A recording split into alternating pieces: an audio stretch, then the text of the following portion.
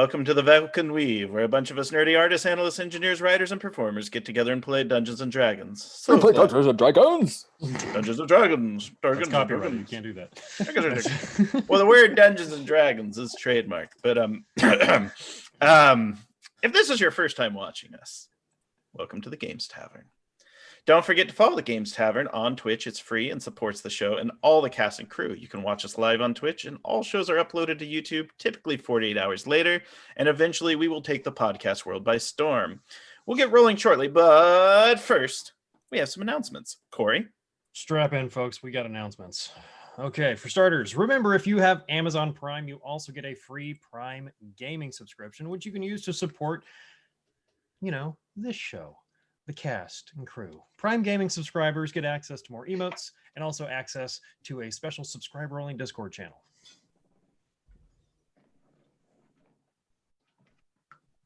You're muted, Quentin. Oh, Josh. Oh, yeah. Oh. November is the time of U.S. Thanksgiving, Veterans Day, and for the cast and crew of the Games Tavern, it's our first month of giving. In that spirit, the Games Tavern team has partnered with Operation Supply Drop for the entire month, and you'll have options to support them with charitable giving.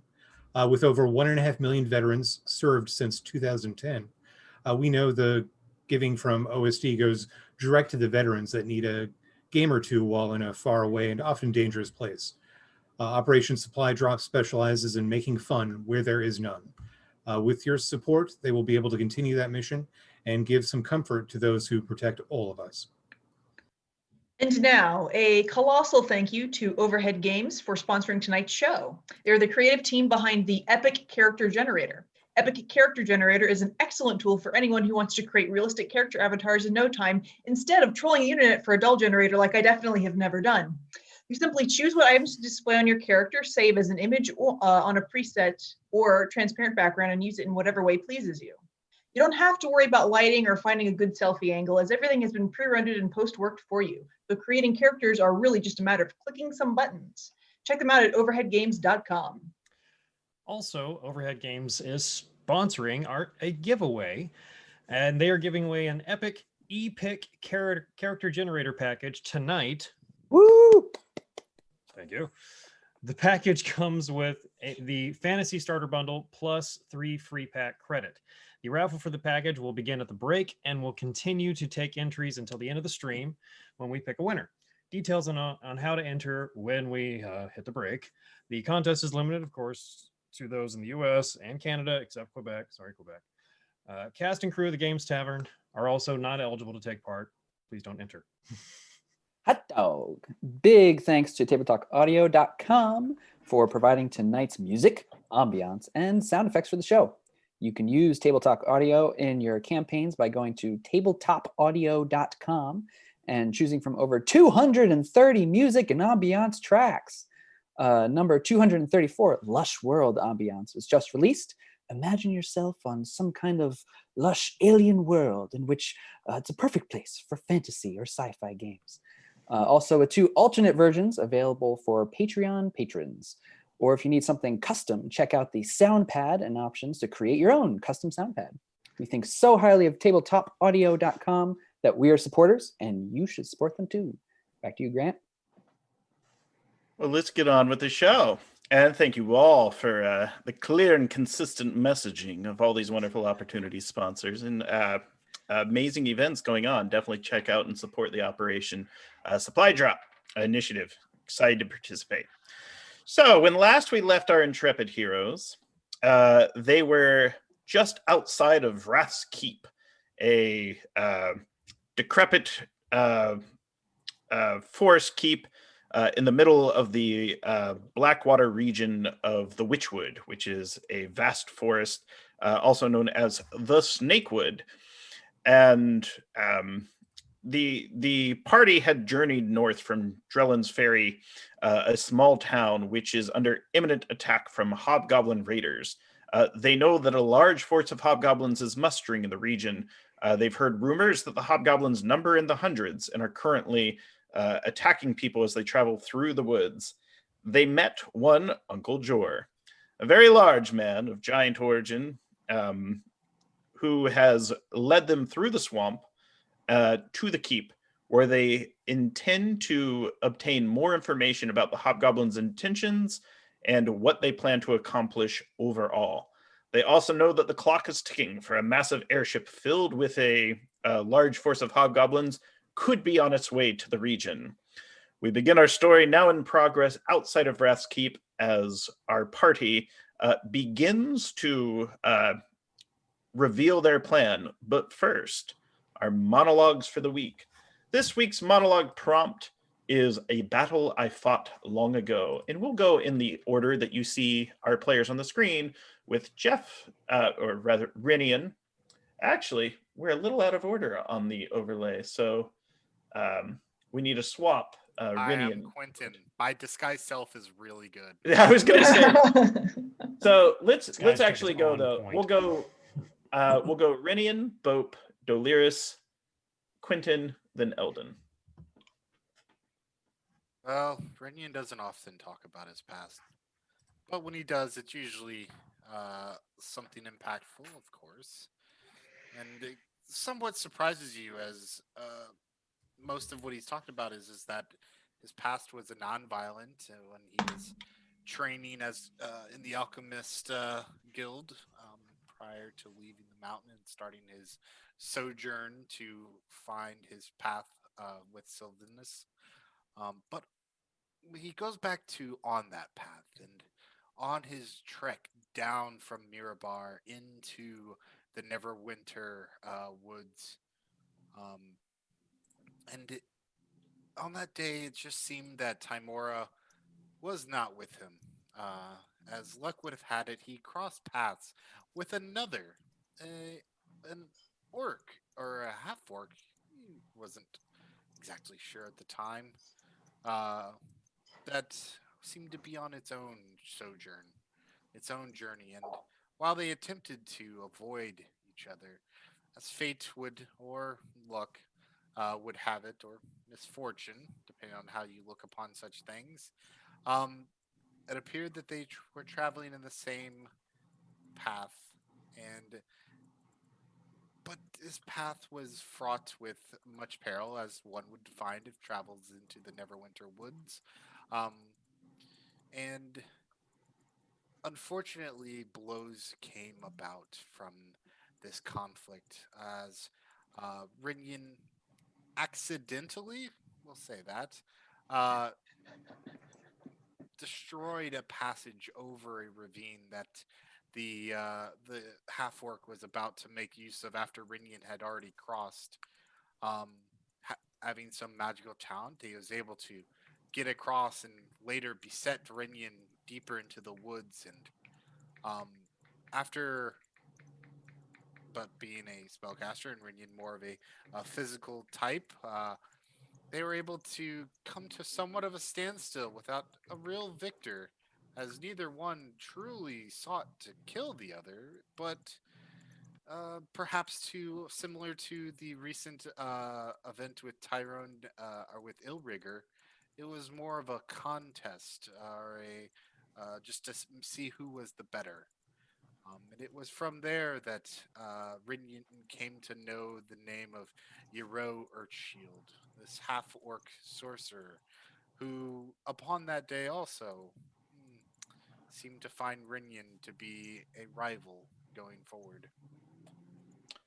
You have two nemeses now? Well, maybe. I do want to cut the camera out of there to a just before. Go ahead and answer that, Rinian. Then I'm going to show you the scene cut. Yeah, go ahead. Oh, okay. So, a pub in Baldur's Gate. There's a group of men, women, and just tough-looking folk in the corner. They're like, "Hey, kid." There's a little toady squire, garbed in black. They're like, "He the one that that knight of the forest, that oath of the ancient paladin, that Rinian fella knocked over? Yeah, he's the one." And meanwhile, Tybalt's trying to enjoy a drink. He's like, "Shut up, kid. Shut up," as the legend of Rinian versus Tybalt Javignon spreads across the Sword Coast. He did he lose his footing? No, he was just unseated. It was like a thing. Shut up, kid. And anyways, so the legend grows of your conflict, and it's getting spun up into wild proportions. Some say you charged each other, one on a nightmare and the other on a unicorn. Others say you were fighting on dragons. Some say that you beat him down with the bone of a troll that was at the battle site. So it's growing to the point where when you see him again, he's taken some lashings publicly. No. Not yet grown out of control, because all of those are things that probably could happen. Yes, they're all plausible. Totally gonna make a unicorn appear. Exactly. It's like it's quite possible those could have happened. Cutting over to Bope. So if any of these memorable battles are shared out loud, Bope is just turning inward, listening to them, remaining quiet, getting a far off look in his eyes. I remember a memorable battle. He's just introspective thinking about this. That quiet morning in Turin Peppers, rent with screams.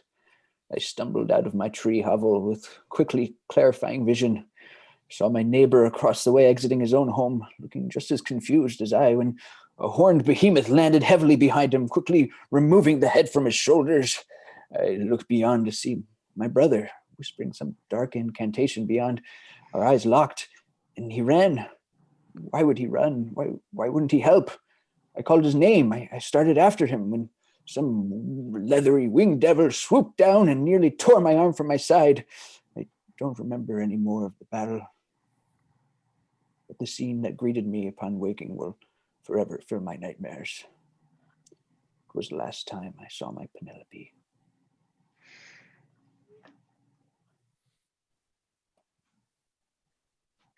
Way to make it sad, Bope. That hit me the feeling. Here I am teasing you in Twitch chat, and now I feel bad about my behavior. Yeah, that doesn't look good. That doesn't look good in hindsight. No, not at all. Well done. And also for the audience to know, so the incentive for performing these in-character monologues is inspiration. And if you've already received inspiration, you can combine it to have an auto-success opportunity that you can trade in to sway the narrative of the game. Doliris. No shit, there I was. My guard down, surrounded by hidden enemies. The attack came from nowhere and splat! A mushroom pasty to my face. There were no clean tunics by battle's end. Yeah. That was great.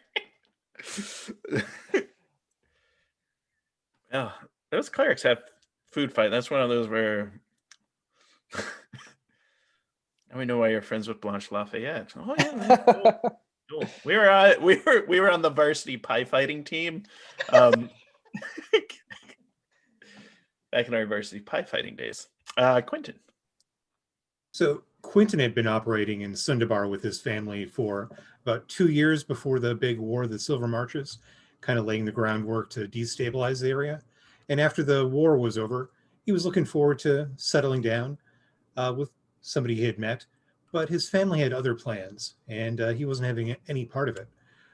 He gave an ultimatum to his sister, looking to get her assistance in kind of breaking away from the family.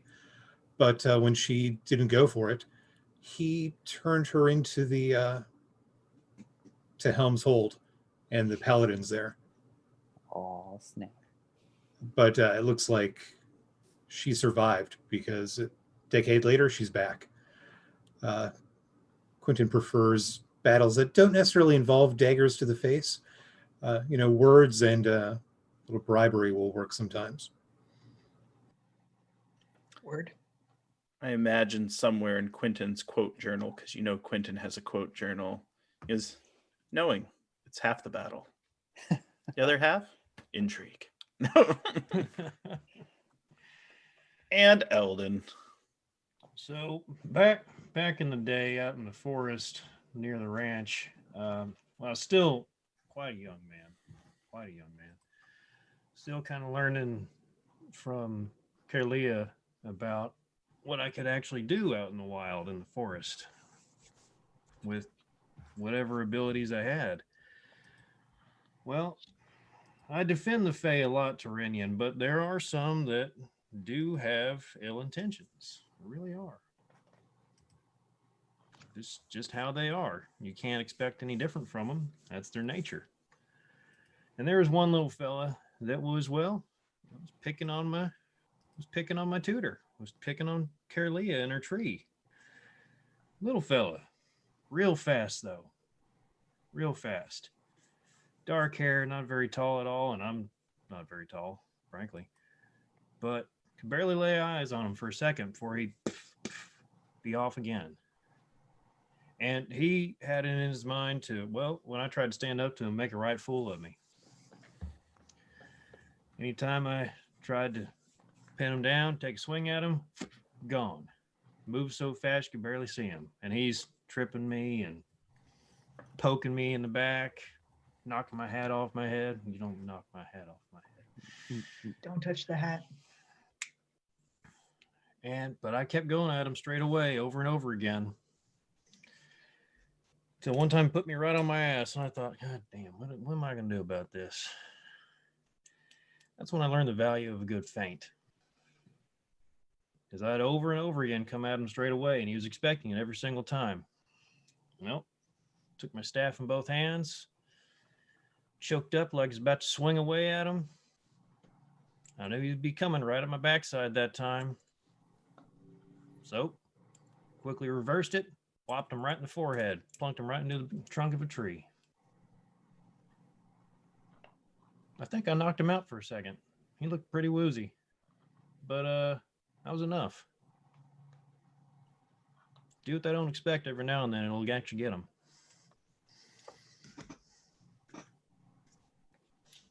Well done, group. And so the Velkyn Weave reminisces of battles of the past and prepare for the battle ahead. Jor the Giant is asleep on a homemade bed of web. Well, he's not asleep. He's just resting his eyes. And his three large hounds are kind of like nestled in like a big doggo puppy pile. Like they're the size of mastiffs. They're big. Yeah, they're all just kind of slumped doing that thing. Some of them, you can hear them. They're dreaming of Hydra steaks. For those of you that missed last week's episode, they killed a Hydra and harvested Hydra steaks. And so the group needs to plan. Now, I did not spoil what plans you had laid ahead that you wrote in the Discord. So this is where you're going to discuss how you want to approach the keep, and I will learn for the first time. Did you have a plan, Eldon? Well, honestly, I think we should kind of try and distract him and see if we can sneak in. With that big winged sucker up there, goblins all over the courtyard. That's my thought initially, anyway. Okay. I don't want to try and fight my way in all the way. We have no idea how many are inside. With that big fella up there on the battlements, that gives me pause. I'd be willing to go in and scout. And production, you can go ahead and bring up Combat Map 1. This is more a general overview for the keep, so the audience can sort of be aware of the surroundings. All right.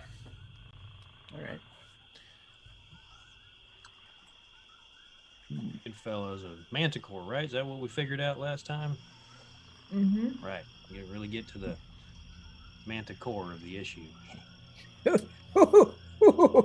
You see what you did there? Yes. Well, somebody appreciate it. I appreciate that. You're going to get up there, and he's going to have, like, hair over one eye. He's going to be like, I'm a boy-to-corn. E-boy, the E-boy-to-corn.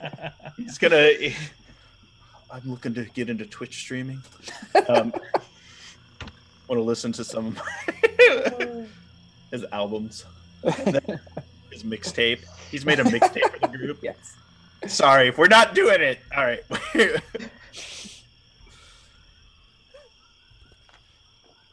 Well, we have Udvar Hazy here that can lure them out and, give them a little wave. Uthgar, what's his name? You have Uthlar. He's he's a zombie, and he's in your bag. Yeah, well, we could have him stand in the clearing. I don't know if there's any sentries that are within vision, but he could just sort of wave to them. He can't really talk, but he can perform basic actions. And So we he wave him needed over. he could stand at the foot of the hill for you. Yeah. Yeah. I think this is an excellent idea. And then we could use that opportunity to pull some aside for some gentle conversation. Looking at you, Redian. Get a little more information. He wants you to hit him. I I'm just trying to get at. it. I get it. I'm just looking at him like, Look, is that how I am to you? no, A hammer. no. Just a big beat stick. You could also carry No, no, me. no, no. You're also a meat shield. In a voice of reason. Yeah, sure. Thank you. But to Thank be you. fair, I've seen you hit things pretty damn hard. I'd say That hammer is- ain't that poor of a description in your case.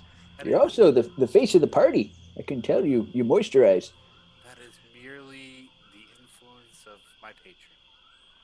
On Ooh. both accounts. That's a nice patron. Thanks to your patron. My ever youthful looking. And Go on. That damage that these enemies seem to take from his wrath. Yeah, I'm game for that. I could probably draw one or two out and Yeah. see if we can find a little more information, right? Especially with your fella that probably looks mostly normal, for at least from a distance. Oh, Quentin, could you look like the other one? Yes, indeed I could, although I do not speak goblin or whatever hobgoblins speak. Well, picture paints 1,000 words. Just, get the whole sign language thing going. A little semaphore and do.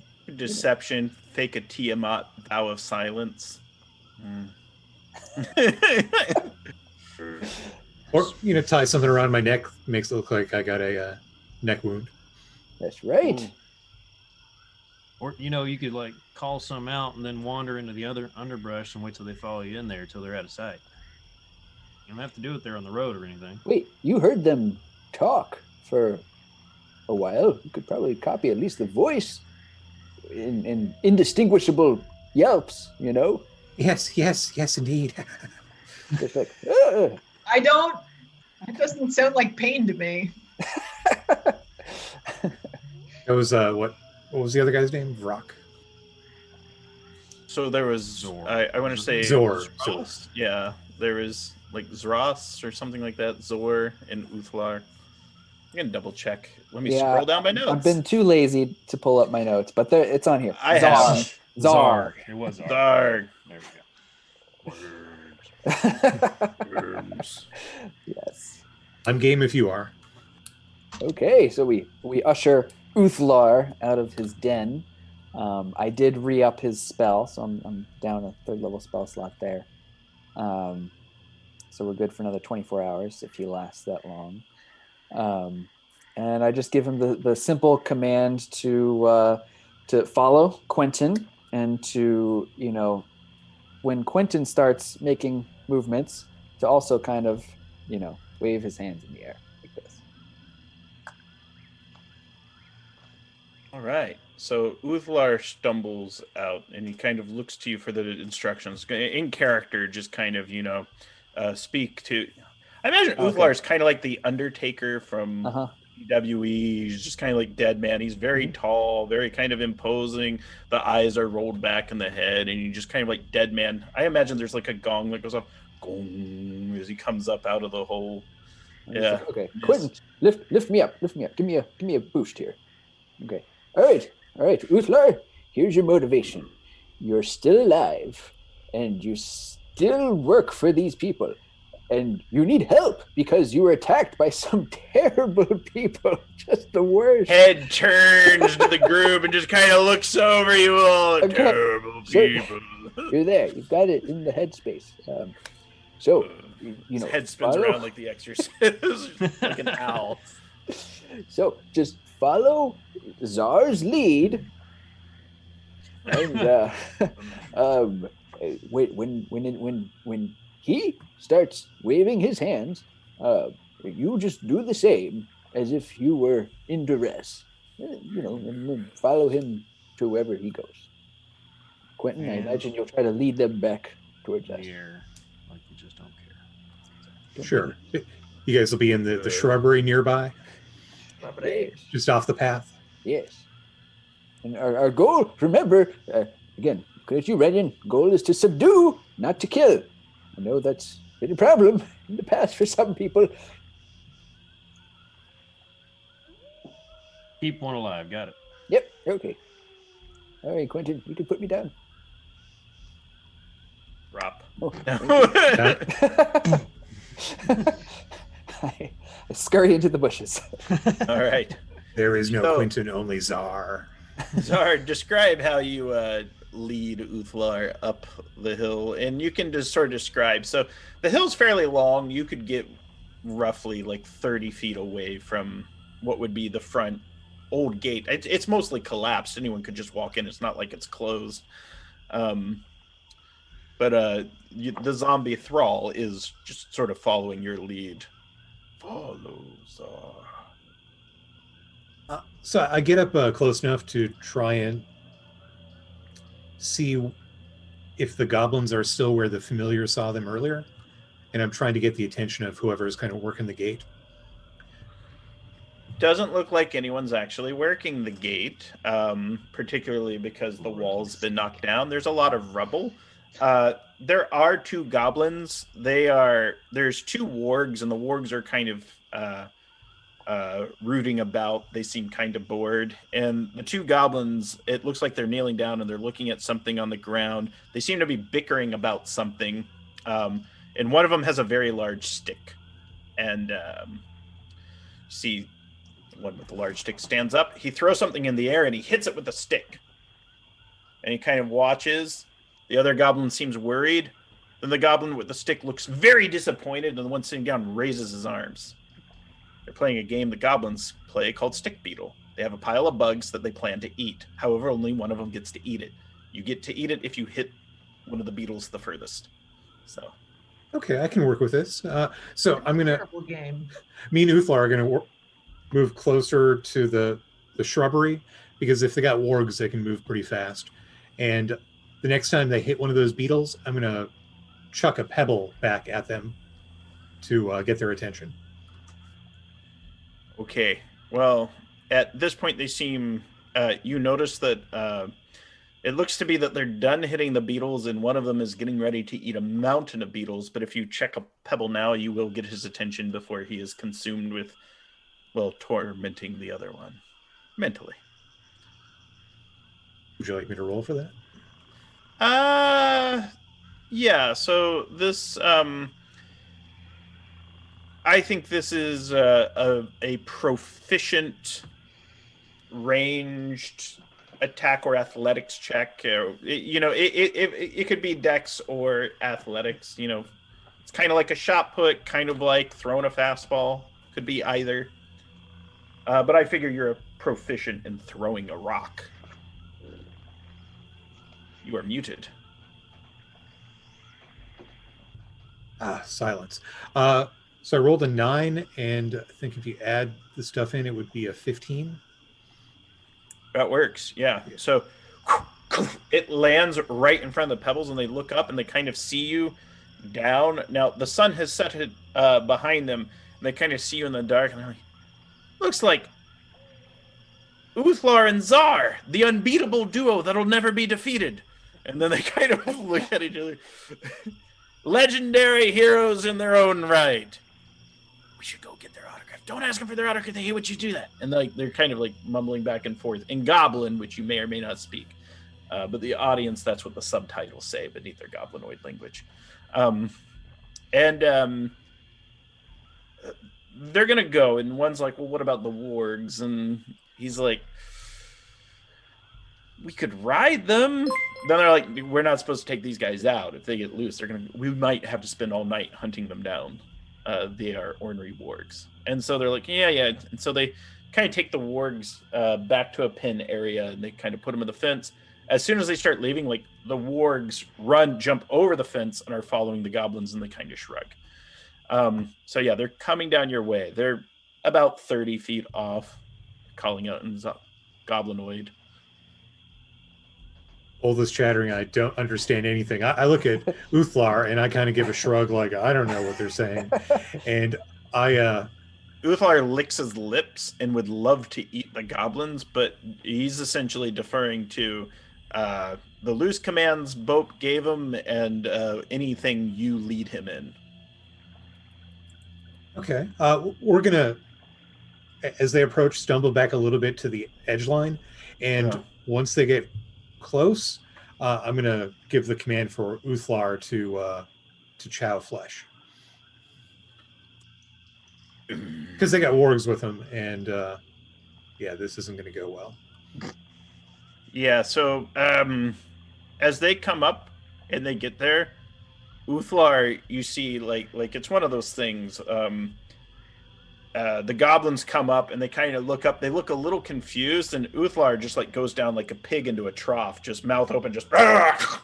And the other one's like, "Ah!" Just kind of like screams. And the wargs are like, No. they really don't know how to respond to this. Let me make a quick roll because the wargs don't really care much for these goblins too much. It's why they're so disobedient. So let me do a quick roll. Come on, click on the thing. Hey, do we have any spare Hydra steak? Here, boy. Here. It's in the rope. Fetch. The wargs don't like this. The other goblins like, hey, you can't eat Oliver, and then like, makes a swing at Uthlar. Uthlar kind of absorbs it, and you notice for a zombie, Uthlar is tanky because he is a special zombie. Yeah, and so it's on like Donkey Kong. Quentin, you can describe anything you'd like to interfere, sneak away, or do in that situation, but essentially the goblins and the wargs are kind of making a racket. However, it's loud, but it's also not uncommon. I am going to get within 10 feet of them and unleash some Hexblade action on them. All right, so here's how we're going to do this. Go ahead and roll initiative, but you're going to get a surprise round. And there's one goblin and two wargs. Okay. 19. Okay. You will go first, followed by Uthlar, then the warg, then the goblin. And I'm going to unleash the Arms of Hador, opening up a Oh, no. portal. So it's a 10-foot radius around me, and they all need to make a Strength 15 save or take some necrotic. Okay. So the goblin does not save, the warg saves, and Uthlar does not save. So If they save, it's 5 damage. If they fail, Okay. it's 10, and they can't take reactions. okay. Let me do some quick math. The goblin is dead. Uthlar's fairly beat up. And the wargs look pretty good, but the wargs, at this point, after getting that, are running back to their pen. That is essentially how they spend their turns. Uthlar is trying to like follow after the wargs, kind of, but then kind of looks to where you were. He's more looking for instructions. He does see like some tasty goblin, and he just kind of like picks up the other, and he starts like chowing on his cabeza, just like picks up his skull and just. I'm going to slink into the bush. Chicken dinner. All right. At that point, on the top of the keep, the shadow of the manticore appears, kind of looking down, confused. It sees Uthlar and seems to recognize him. But kind of is pondering the situation. And and licks its decrepit hand and kind of goes back into the keep. All right. Uthlar finishes the goblin and stands at attention. It's quick. He was hungry. You know, we wanted to get one alive, right? Oh shit. Well, looks like I gave my caution to the wrong person. I'm sorry, Renyon. You just have to speak Look, with Dad. No. Well, Delirious, can you still talk to it by chance? Did I?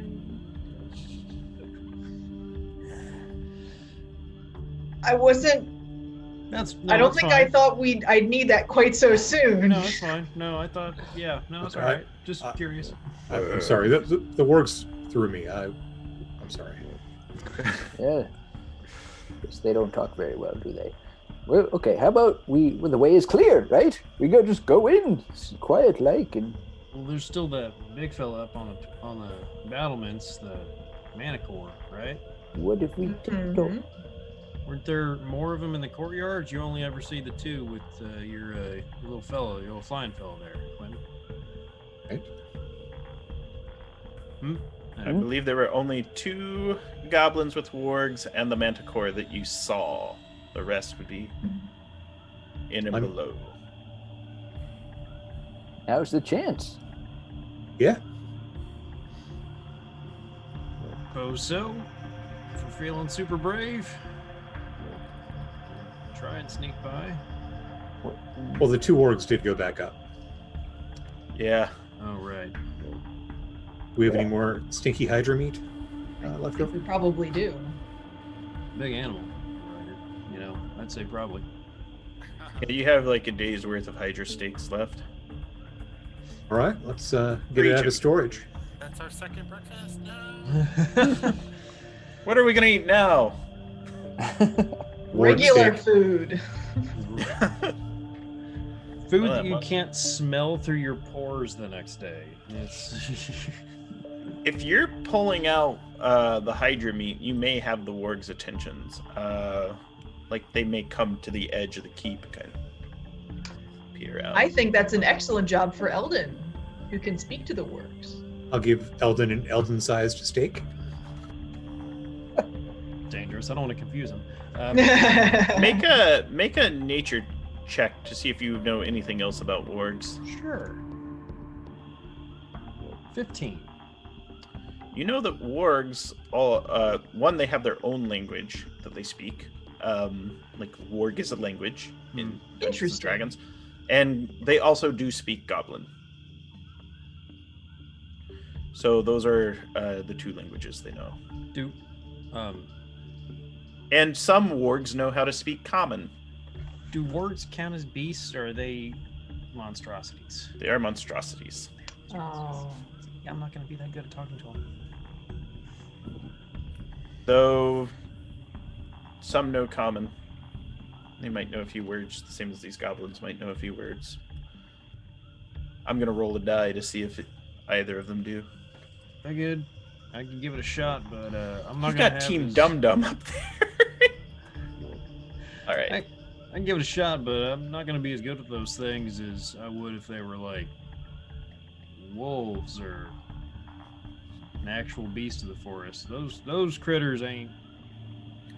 They're about on par with the big fella up there on the battlements, the wings and the weird face and stuff. I mean, do we want him dead or do we want to drive him off? I mean, I could be bait, so if one doesn't work, you can do the other. I've It's already very been. brave of you.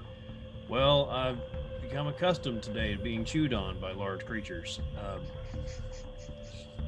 mean, there's Uthlar too, right? Could have him take one of the steaks. Worms. Yes. That's I like that idea way better. Great suggestion, Quentin. Could have him drag it through the wood some, you know? Okay. Roll the steak. Uthlar, Shake it don't around. eat. Don't eat. Eat. Don't eat warg. You're gonna give Uthlar the steak to deliver? Can he is could. my thrall. Yeah, he could totally do it. Okay, Udlar. Stay with me now. Quentin? He wants you to pick him up. Okay. There we go. All right. So, eat. Hold. Carry. Shake.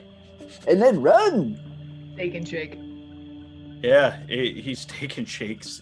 He's like, he looks like at this point like a marathon runner that's pulling into the lead, going up, the stakes waving in the breeze, and he's going up, except it's more like an awful, ugly zombie shuffle. In Uthlar's undead mind, he looks gorgeous and beautiful. He's going to be the champion and the hero. Steady's tumbling up, and you hear in a somewhat loud voice, Uthlar the unbeatable, why did you eat Oliver? And like Uthlar's running up. Now, up the hill, are any of you watching this, or are you leaving him to his own devices? I'm watching this. We're watching with bated The breath. wargs are We don't have are TV. I'm not watching. the wargs are eating up the beetles from the stick beetle game. Like they're just like nom nom nom nom nom nom. And then they see Uthlar coming up with a steak, and like they turn and like you notice when they see Uthlar, like they sit like a dog that's been given a command, and yeah, they're just watching, and Uthlar is just kind of standing with the shake. The wargs are waiting patiently. Uthlar is standing with the shake. Yeah, and or the steak. He doesn't have a shake. Well, I told him to shake. He's got steak and shake. Get the shake and steak. You can see the wargs are drooling. They're kind of sitting there, their little wargy tails kind of like flickering with excitement. And at this point, you know, they kind of come up and like they're kind of jumping up Uthlar. They don't want to snatch it from him because they realize he's liable to pull out his magic sword and kill them, which he doesn't have anymore. But there's kind of this weird drama you see unfolding of the wargs. Let me make a roll for them. Essentially, at some point, they're just going to snatch it from him. He's going to lose his hands. I was like the entire. So if it seems like a standstill, I can mentally command him to start, Feeding them or fighting the wargs? Luring them away into the woods. Oh, that works. Yeah. So you see the warg jumps, and as soon as it does and it snaps, he turns. I did roll a 1 to see if the wargs could snap him. So and then just he starts wandering down the trail, and then he just kind of like tumbles in the woods and tumbles down the hill, and the wargs chase down after him as you wish.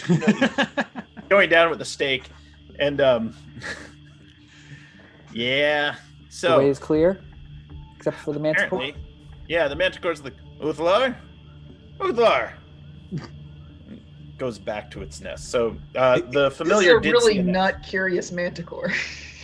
Is he saying that in common? Yes, manticore speaks common, and that's essentially some of the manticore doesn't speak goblin. He does speak commons, which is why some of these hobgoblins do speak a fair bit of common. So the manticore kind of goes back to what you're familiar with, saw its nest area. Okay, is it time to tippy toe? This is ridiculous. Sorry, this is just in my head. I'm like, well, the goblins died. Uthlar's tumbling down the hill. The wargs are chasing after Hydra steak. I love this. And This we've is done amazing. I love nothing about the everything. manticore. I'm going to disguise myself to look like Uthlar, but all bloodied up like I just eaten a goblin. Just in case. Uthlar may be considerably taller than you, but I think you can as tall- kind of- As tall as I Yeah. can get. yeah, I think to a manticore, it's pretty close. Close enough. Yeah, may not. If we could all fit on the carpet, conceivably, we could all fit under the carpet, correct? Yes. And we Where are could you put- going? Stick with me. It's a short walk. We can put camouflage on top of the carpet and make our way slowly, quietly, Downtown? stealthily towards the keep. You're gonna cover Nimble with foliage and flora and just Well, it's You sort have of like his origins, right? I mean, Do you have a fabric comes vacuum from to plants. take care of him later? Nimble just looks at Dolier. Is Nimble with you, or is he? No, he's Nimble's with you. Yeah. always with me. Yes, He hides under my cloak when I. yes, When I we've do established services. that. He is your cloak. So either we tippy-toe, or we tippy-toe with cover, or we tippy-toe with Quentin pretending to lead us as slaves or something. I don't know. Or we just. Or we fly up to the manticore on the carpet and say, "Hello, we're new to the area. Can we have a tour?" Is there enough like tree cover that we could conceivably try and sneak up to the wall without the manticore seeing us? Like You could. or is it cleared away from the? The manticore is not on the battlements and is currently in his nest, which is slightly deeper in the keep. It's in the Oh. courtyard area. He's kind of away and gone to his nest that the familiar would have seen. Okay. Because Uthlar wasn't very responsive. The goblins are idiots. Because he's like, Look, he doesn't like when they play stick beetle, and he doesn't like it when they play it in the courtyard, and he also doesn't like when they get themselves eaten because he doesn't really want to deal with the goblin politics. He's like, look, if Uthlar's going to have to eat a goblin to keep a few goblins in line, then that's what's going to happen. That's their culture. I don't judge. I forget. What's the name of your familiar? Shadow. Disciplinary cannibalism. This Great. might be a little dangerous on that side, but we could try to sneak, and Shadow could be up in the sky, and if it seems like Mr. Manticore's getting more curious than he has displayed thus far, he could be a distraction and try to lure him away and probably die in the process. But I think we're overthinking this. We can just go to where the gate is. If they were going to set an alarm off, I mean, there'd be goblins rushing out right now. It's nighttime, and I think we got the B team, maybe the C team. Yeah, let's keep it simple here. that But was I- option one, tippy toe, and I just start Pink Panther. It was more of the intramural, considering to sign up. They played a few times in gym class, those poor goblins. You're never going to get that autograph now. All right, so we're being sneaky. We I fall, are. I fall in behind Bope and I sound like a slinky. Clink, clink, Renyon, With the chainmail. clink. Renyon, come here, please. The blessings of Tamora. Did skill fail you? Tamora's grace may yet make up the difference. And now for the rest of us yahoos. Everybody stay close now. Oh. Tamora, friend of thieves, hide our passage from unfriendly eyes. And that was pass without a trace. You're passing without any traces, Timora bless. You're as heck are. Very nice. So, assuming that you've made your way up the hill some ways, I assume. Go ahead. What would be Quentin's passive stealth? So 10 plus your stealth modifier plus whatever pass without the trace is adding. 10. It adds That'd another be- 10. 29.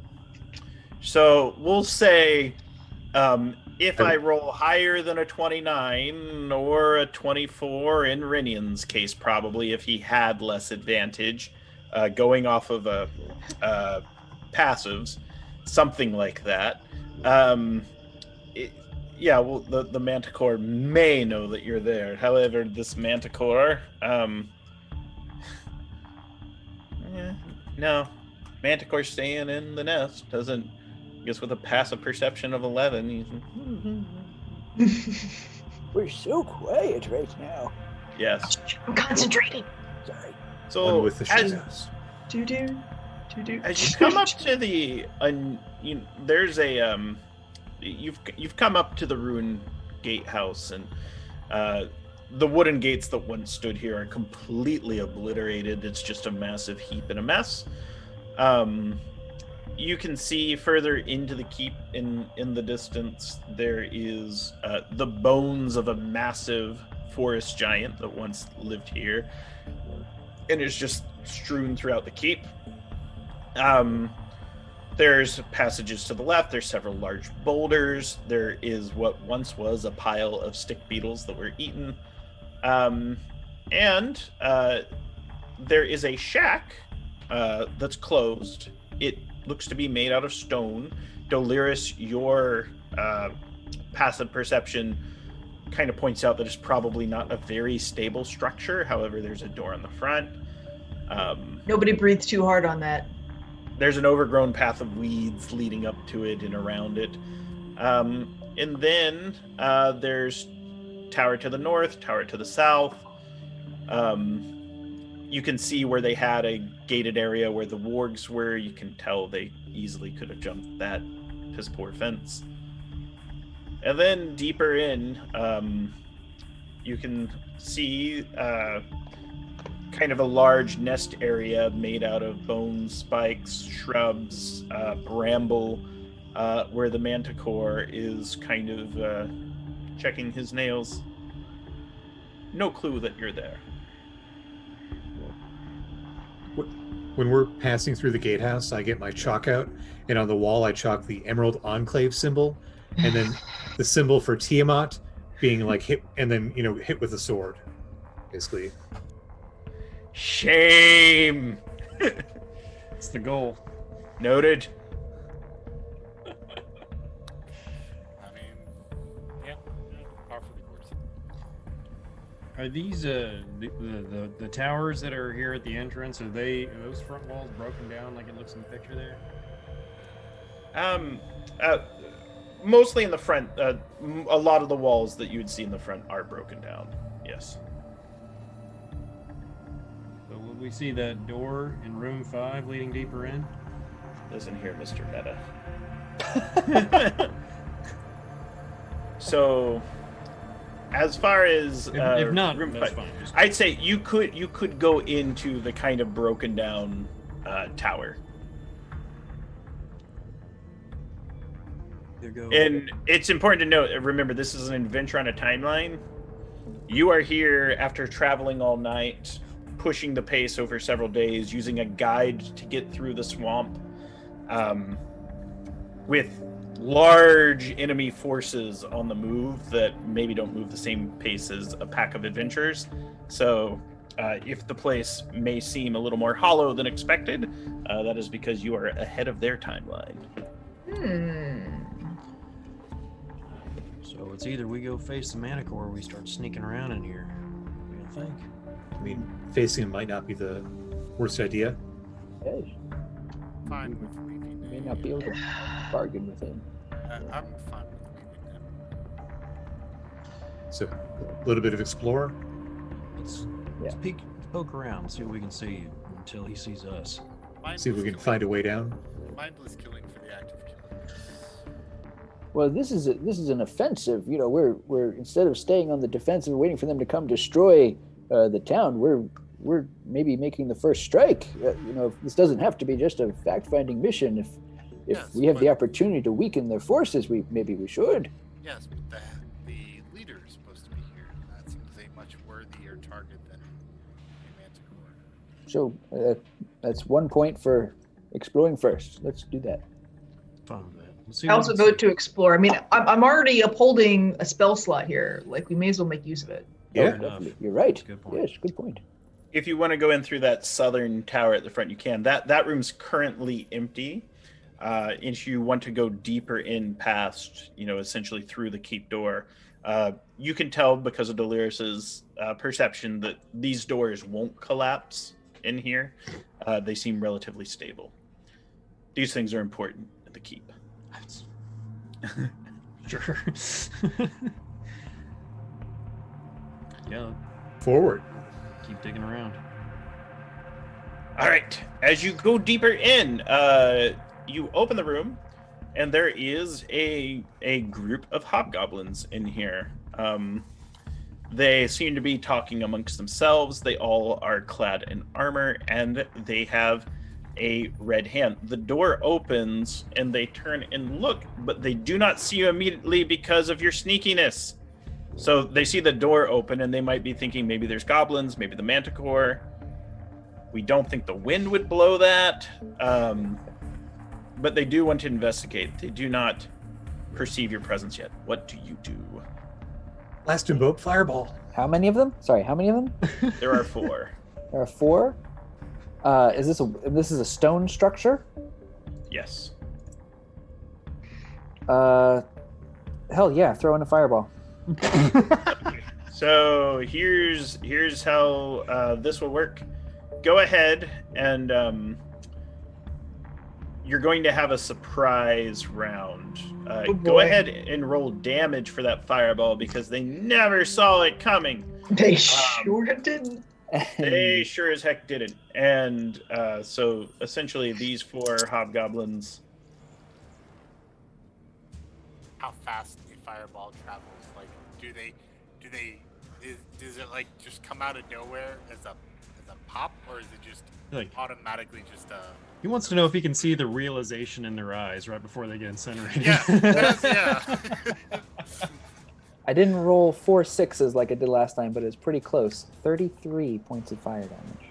33 points of fire damage. Okay. Attaboy. Let's... Yeah, that's 2 awesome fireballs in a row. Boop! You've incinerated the hobgoblin warriors. Their charred corpses fall to the ground. They're in I'm a sorry. fiery heat. Burned. I turned it right in. I'm sorry. I know we were trying to be quiet.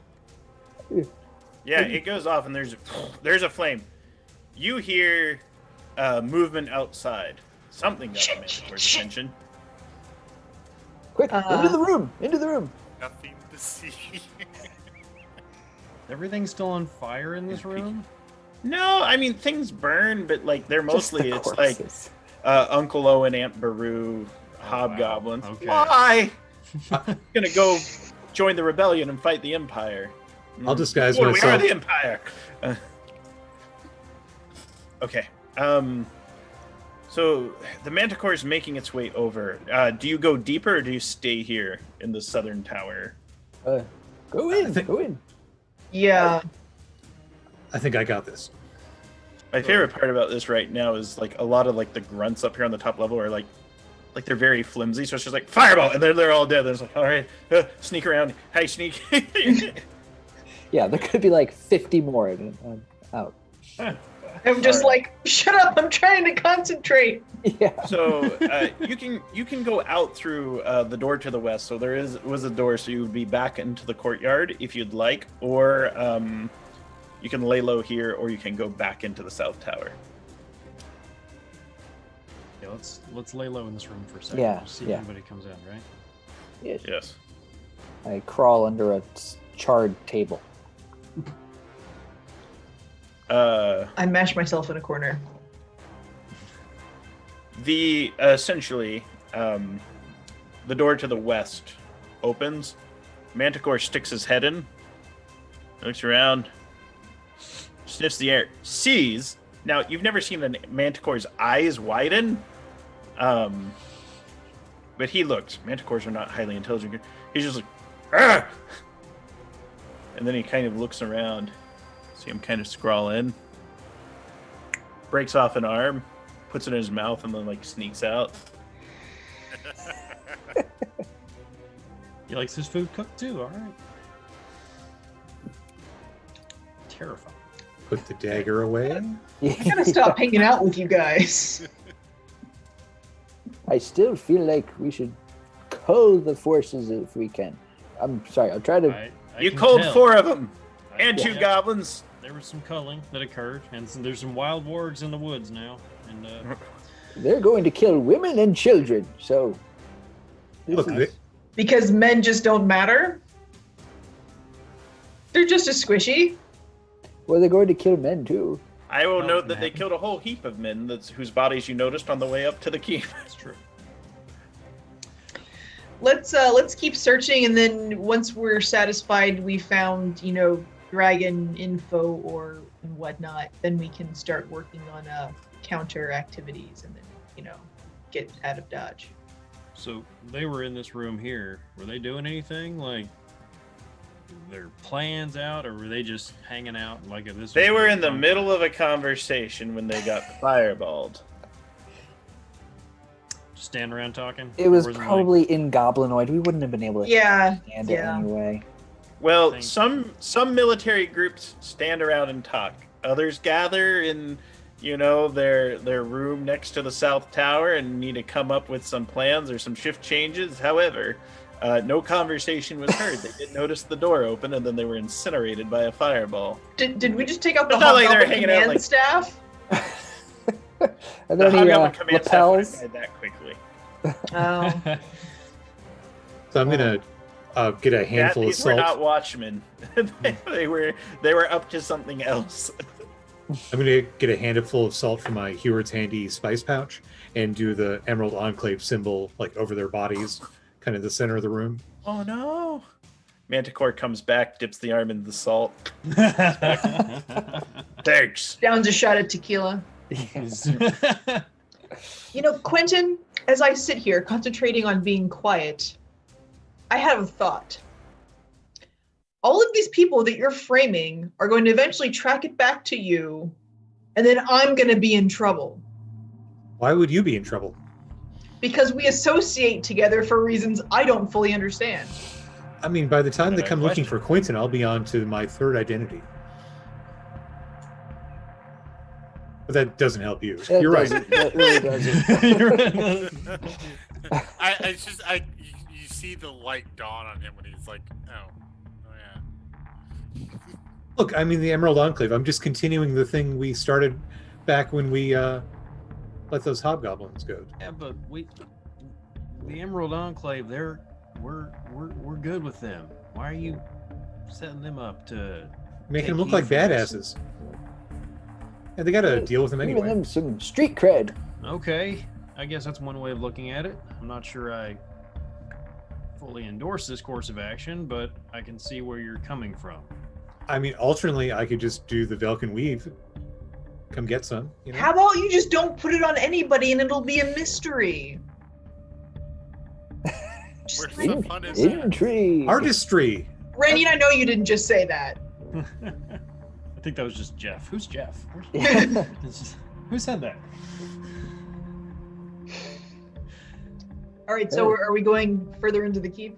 I'd like Yes. to look around the room, search with my excellent investigative skills for any signs of unburned plans or loot. Plans burn up in fire unless they were carved in stone or brass or something similar. That's However, you do see on the ground in the mud. It seems like they were sketching what looks like a very crude map of the region. You can tell essentially because make an investigative roll for me, and I'll tell you how many details you get out of it. Woo! That's So a happy.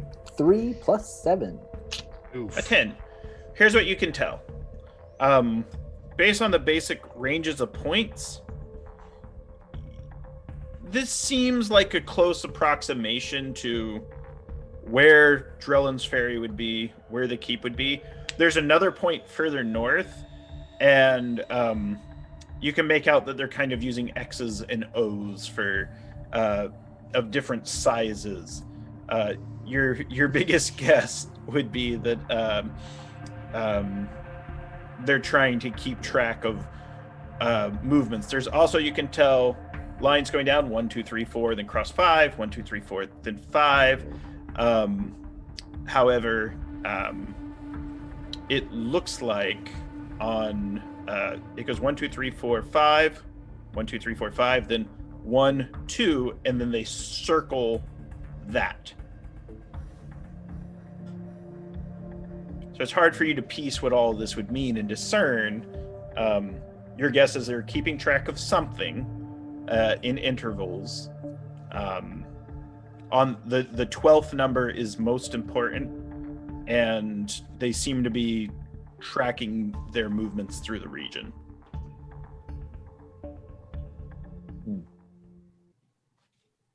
Perhaps time? Let's try to figure this out later. I mean, that's a start, but Yeah. not much else in here, is there? Okay. Maybe not fireball next time. Yes, I'm seeing the wisdom of. Yes. Okay. Well, maybe someone else should go first.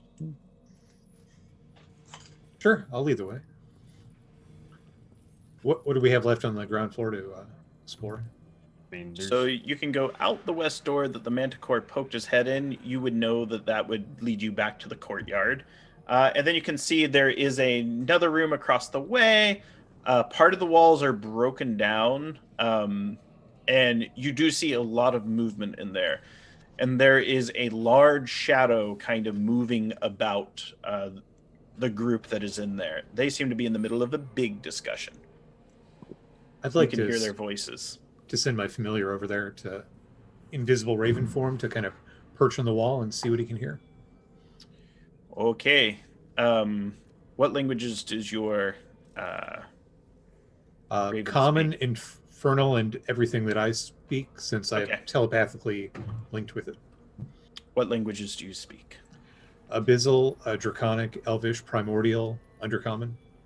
There's some abyssal being spoken in there. It's abyssal that then goes into common, but you can tell, and it's a lot of proper names. And it appears that a story is being told of a massive invasion anciently. And the voice is deep. It is filled with gravitas. You are used to the militaristic hobgoblins being like Uthlar was, a very stout warrior. This seems like someone that's probably 2 tiers above him. You do recall when you interrogated Czar, he did talk of a large bull-faced warrior. And your raven would see if you look through its eyes. There is a armored minotaur talking to a group of hobgoblins. There is a table with a large map on it, and the minotaur is sort of waxing about. It seems like he's almost speaking in a parable about a large war that happened in the past. There are 5 hobgoblins and the minotaur in there. They seem to be kitted out with more sophisticated weaponry than the previous group that you'd seen. 3 of them have large pikes, and then 2 of them have heavy crossbows. And I will shift my vision over so I can see through the familiar's eyes and relay this to the Velkyn Weave. Wonder if that's the leader. Oh, seems to be the biggest and strongest of the bunch. What I know about goblinoids, that usually takes point. Sometimes you just gotta grab the bull by the horns, Hey. Does that mean you're offering to go in first? Yeah, because I'm not it. I mean, sure, we want to try and talk first? I'd rather just skip them and get back to them later. Convinced that talking to them folk would get much done. You said your little fella's Yeah. invisible? He is currently. Did he get inside maybe? See what's going on in there? Well, I mean, he's got a pretty good position right now, but you mean fly past him deeper inside? You said there's they got some plans or something, right? Grant, does it look like it's a map on a table? Very clearly a map on the table. It is a map of the region. You would know this because you have traveled through the region and you have seen a few different maps by this point in town and here. Correct, Eldon. It's a map. I mean, is there anything on it? Like, they can give us information. So for production, if you could bring up Scene Setter 3 map, the Raven would have to get closer to discern details. It looks like it is covered in goblin writing and abyssal.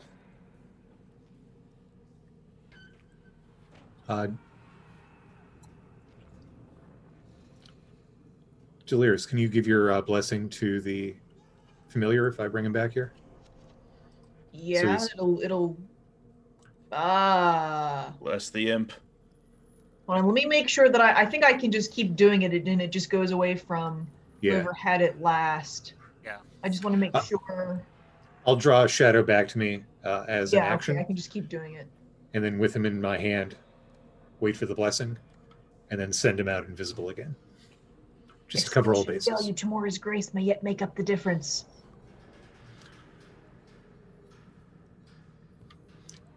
And Rennian feels less sneaky. So He are you creaks looking? audibly? Are you looking? Is the familiar going to get right up on the table and start reading things? Is there enough room that he can do like a circle overhead and see it? Or no? I think to read, he would need to get close enough. I'm not too sure the exact range to read on the map, but I would say this. Make a stealth check, and he's invisible, so advantage. They're not looking for him. He's just a bird. He has double advantage. I have a germane question. Can I get within 30 feet of that table? Because if he's in 30 feet of me, he also benefits from Pass Without a Trace. Yes. You could definitely get within 30 feet. You would have to stand in the courtyard and risk the manticore. Oh. But the manticore is also eating hobgoblin He's distracted. wings. So yeah, that's I'm pretty sneaky. Yeah, okay. that's a 17 plus 10 if the Pass Without Trace lands on it. It lands 27 and- then. So yeah, so I'm dropping in the Discord the full map. It'll open in that. It's already up on screen for the audience. So yeah, you can see everything that's on there. It looks like a map of the region. On the far west side, there's a location called Cinder Hill. And near it says, all tribes muster here under Karn. There is a forest keep labeled Koth Space. There are proper names explaining hold until red hand crosses. Rindian.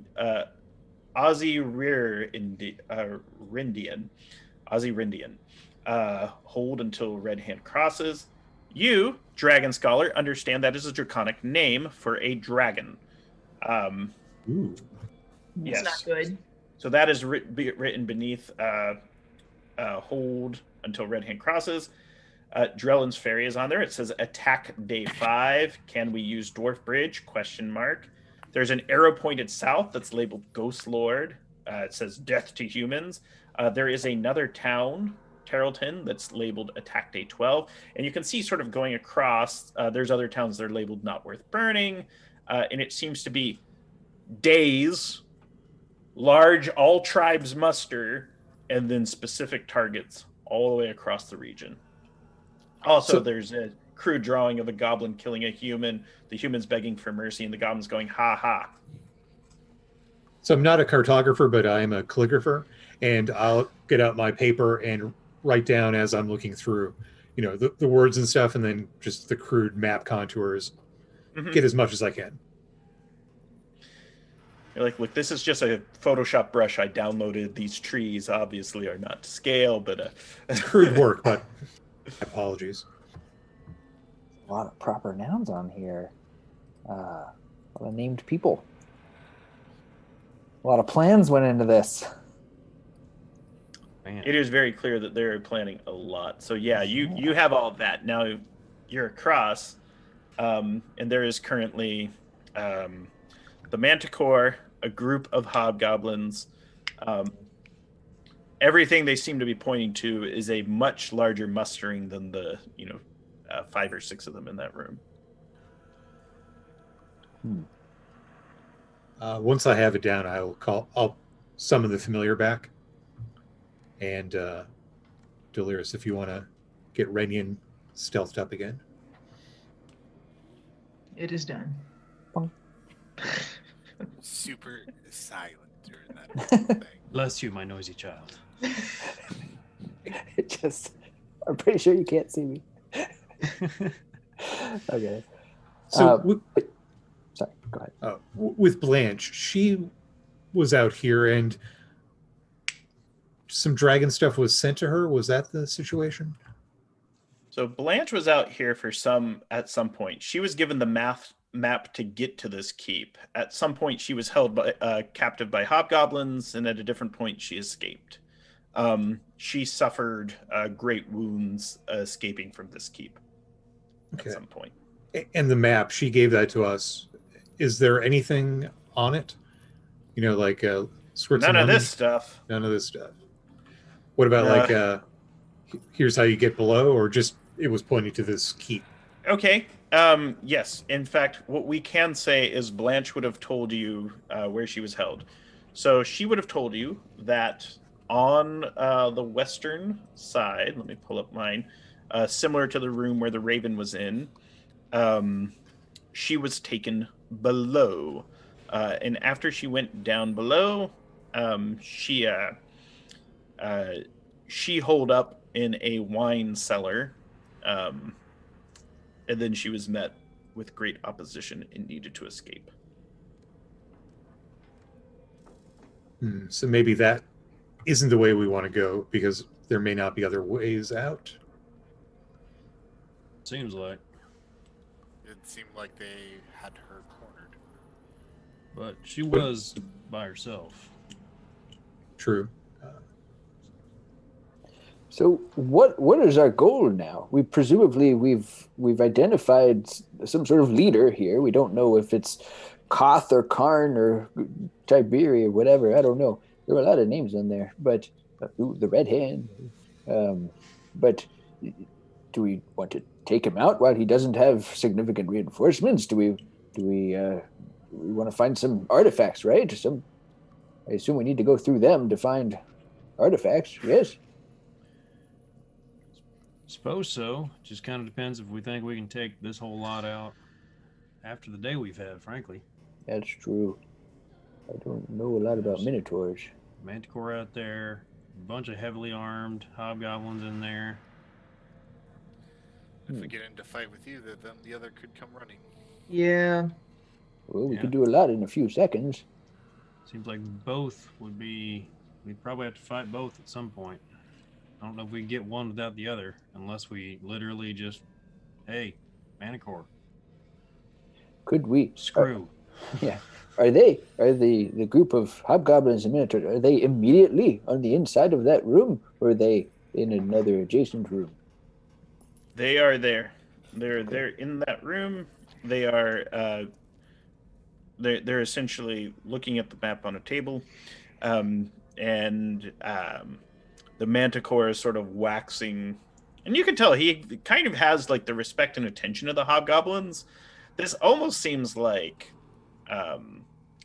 it's like a religious significance, almost like he's speaking stories that would be sacred or sacrilegious to him about the battles of the past, and it seems to be rallying and motivating the hobgoblin force inside. Does the door have a bar? Can we get in and then seclude ourselves and just deal with? No, most of the wall's knocked down. There's a large portion of the wall that's knocked down. So that's right. Oh. Did you say the Minotaur or the Manticore had like some religious significance? It seemed like the Minotaur. The Manticore Okay. is like, well, I'm an atheist and really don't care. Even if devils walk among us, I don't know. What was that, Bope? You should fireball them? Yeah. Why don't you learn that spell? Instead of asking for me every time.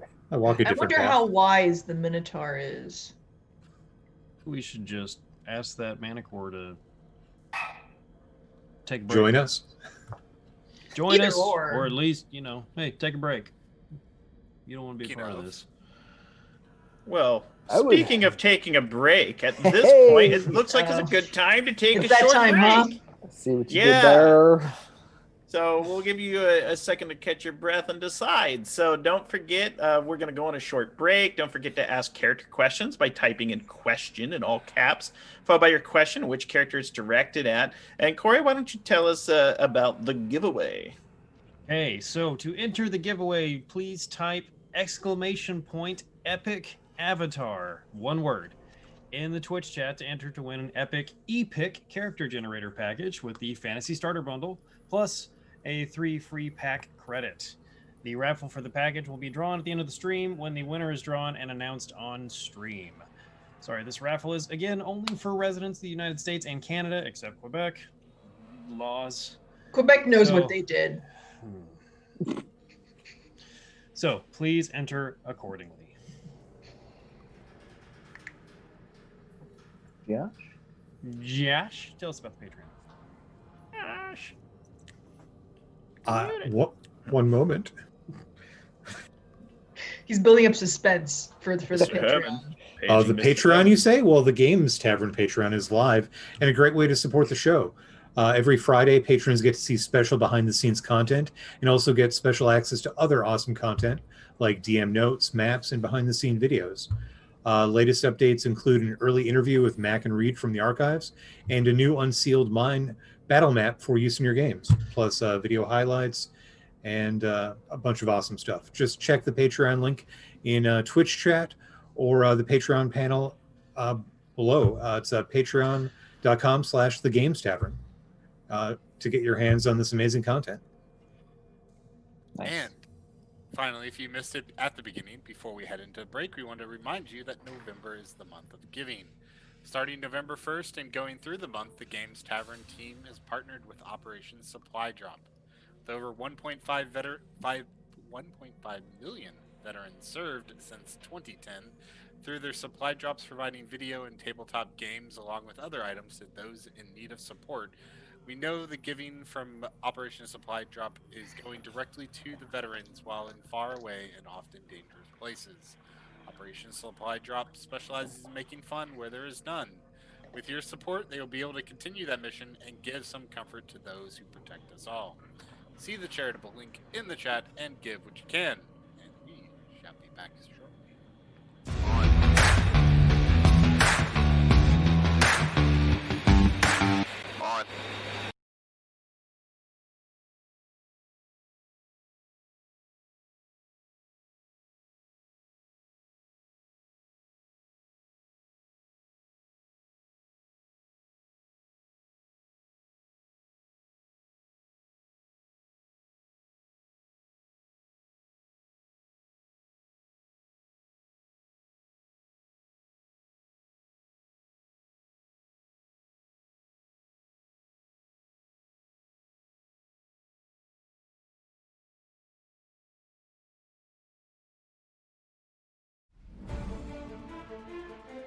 Have you ever needed quality images of characters for your games or stories, but couldn't find the time or assets to create them? Epic Character Generator comes to your rescue with lots of features. After launching the program, you can select a base character to start working on. Just pick a wardrobe and begin customizing it. At any time, you can jump to the settings to turn other packs on and use their content on your character too. There are certain items which not always fit together nicely. You can use the toggle feature to decide whether these items should be on top or on the bottom. You can use the coloring tool to give your items a unique look. A few items can deform the base body in a minor way, and others can make huge changes. How about moving around some decorations in the background? Or even the whole character to find the perfect composition? You can save your character as a data file and load it back later to continue editing it. You can export your character as a PNG image with a background selected from the program, or choose a transparent one. You can use it later in any environment. So, have you crafted your first character already? Epic Character Generator, now available on Android.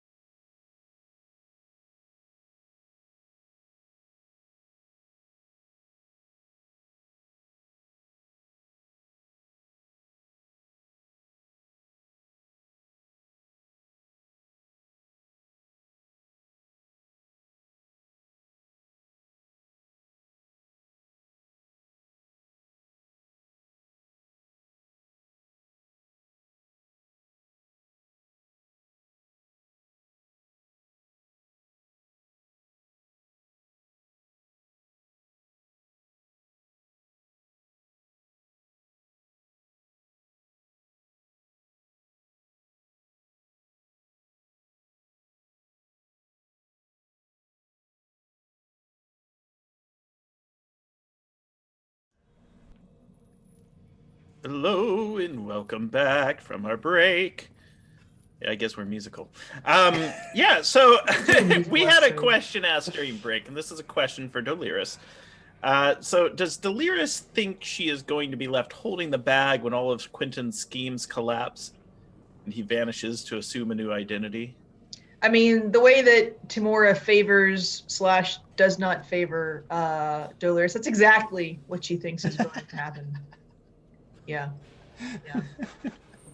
My question for the group is, do you have enough heads to be able to disguise self as Tiamat?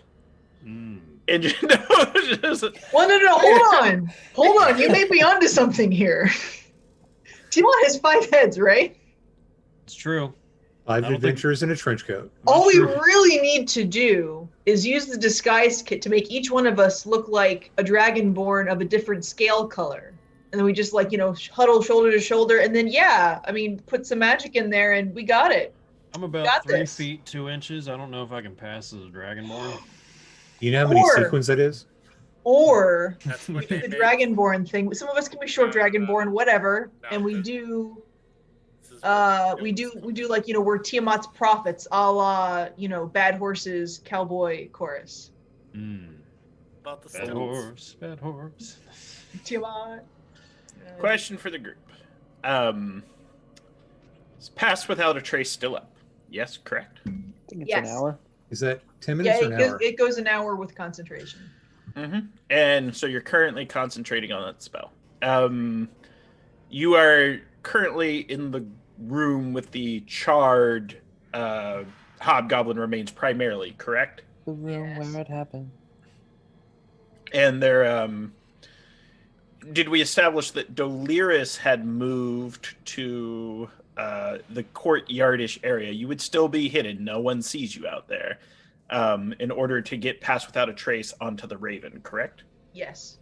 Okay. And then I will be back when his job is done. Yeah, his job is done now. Nothing happens. Which it sounds like Currently, I'm going to roll to see if Delirus is spotted. So Delirus, go ahead and make a stealth check for me with all the benefits of your spell. Which are many and plentiful. Oh, Never honey. mind. Oh, Okay. honey. That's Well, a I good rolled a 19 on the die. That's Hey, very good. That's plus my 5 skill is 24, plus my spell is 34. Oh wow. It is mathematically impossible for them to find you. I love those words in D&D. Mathematically impossible. Yeah, they can't roll that high, even with all their modifiers. So they will not see you out there. You are that well hidden. Because Minotaurs have very high perception, even passive. And some of the hobgoblins that are with them are also extremely perceptive. With that said, you are Mathematically impossible. you are mathematically impossible to find. They're trying to solve a theorem on the wall, and they're just like, damn, we can't find Delirus in this theorem. Solve for Delirus. Yeah. Yeah, solve for Delirus. You are unsolvable. So, how does the group proceed? We need to talk about it. I ask if anyone is a trained stonemason. Negative. No. Okay, We how don't about have time to put up a quick wall. how about eyeballing what we're working with here? How unstable does this look? Like, would one well-placed spell bring down a bunch of bricks Not onto it. them? Well-placed spell would not collapse either the room you're in or they are in. Why the group's congregating over here, Eldon. not in that shack. Eldon, you didn't prepare stone shape today, did you? No, I did not. I've yet to bust that particular skill out. Thunderwave? I do have Thunderwave, but doesn't look like wall's fragile enough to come down on that. Yeah. I'd like to make a motion for the element of surprise. I second that, and I think we should kill them all before they kill other people. I really agree. Yeah. Really and truly. You're right, Dolier. It's not about the women. Think of the children. They're just Primary the thing is innocent people. The two options Say- is that we've got the plans. We can take the plans, and it would give a tactical advantage further on. So perhaps they know of an ambush point that would be of use, or we do that thing that was indicated in the first place and take the head from the theoretically take the head from the beast. Particularly, if this guy's named what is that Karn or something. Karn. He's Red one of hand. those. He's one of those fellas. He's Koth So- or Karn or something. You know that the leader of this. So here are things that your characters know. And a lot of the names are similar with these hobgoblins. They're all hard consonants. Mhm. Typically, they start with K. You know that the leader of this keep was Wormlord Koth. You also know that the bull-faced captain was named Karkalon. You probably assume that would be the Minotaur because he's bull-faced. Mhm. So your assumption is that there is a difference between the Minotaur and the Wormlord. The Minotaur seems to be leading a group in here. However, this is a keep. They're talking about large armies. There's not that many people here, at least not above ground at the moment. Yes. What if I rolled up the map here and got it over to Uncle Jor, so that if we fall here, the information still gets out? That would be something can the familiar do that? Fly it over Familiar and stay could. here? We can. Familiar would be yes. the fastest way to do it.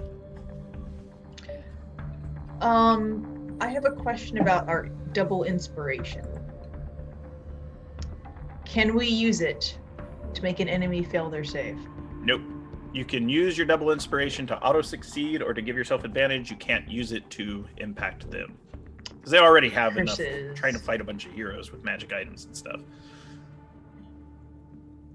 Deck's already stacked against him. Deck stacked against them. How are the bad guys going to win? How are they going to destroy Faerun? Darn you, Velkyn Weave. Would have gotten away with it if it wasn't for you meddling adventurers. And your lizard folk too. Your lizard folk too. All right. We're gonna if we come ha- back and they're gonna be handing the key to the city to Deep Tobias. Just And I'll just So- cry tears of pride. Be so proud of those boys. You've truly risen higher than any of my orphans before. Yeah, sending the plans back with Yeah. Uncle Jor sounds like a good plan, though. We should definitely do that. Okay, I'm gonna spend 1 or 2 minutes here and sketch out another copy of it. Mm-hmm. Calligraphy. Yeah. No coloring, no shading, just the facts. at this point, I would like a group stealth check. All this ash really gets to my nose. Oh, Plus that's less stellar. 12 is pretty good. Oh, hey, yeah, all right. 29. 33. All right. 22. All right. 18. Okay. I rolled a 3. Jeff is one for suspense. 13. With advantage? All right. Oh. I don't Well- get advantage. Plus 10, 20. Yes, you do. I put the Oh. blessing back on you. But he has Right, disadvantage. disadvantage now. Right, and disadvantage. Oh, right. It's canceled out. Right. Because you're stupid noisy arm. It's a group check, and enough people succeed. You are not spotted, but it was a close call. Brendan does one of those. You, Ray. Ah! Wait a We'll second. put this finger up. There was a 22. 23. Delirious, what did you get? 18. 12? 22. Renian? He was 13. No, he's 23. Because Plus he 10. forgot the plus 10. Oh, it was 13 plus 10? Yeah. Oh, man, I didn't hear that. Okay. So Okay, 22, 23, So- 18. Interesting to note. I forgot to adjust the math on their side. So, That's mathematically by one impossible. point, 3 of you have failed. They're aware of your presence, but they don't know exactly where you are. They know something is amiss. Oh no. The Yeah. eye icon is not flat.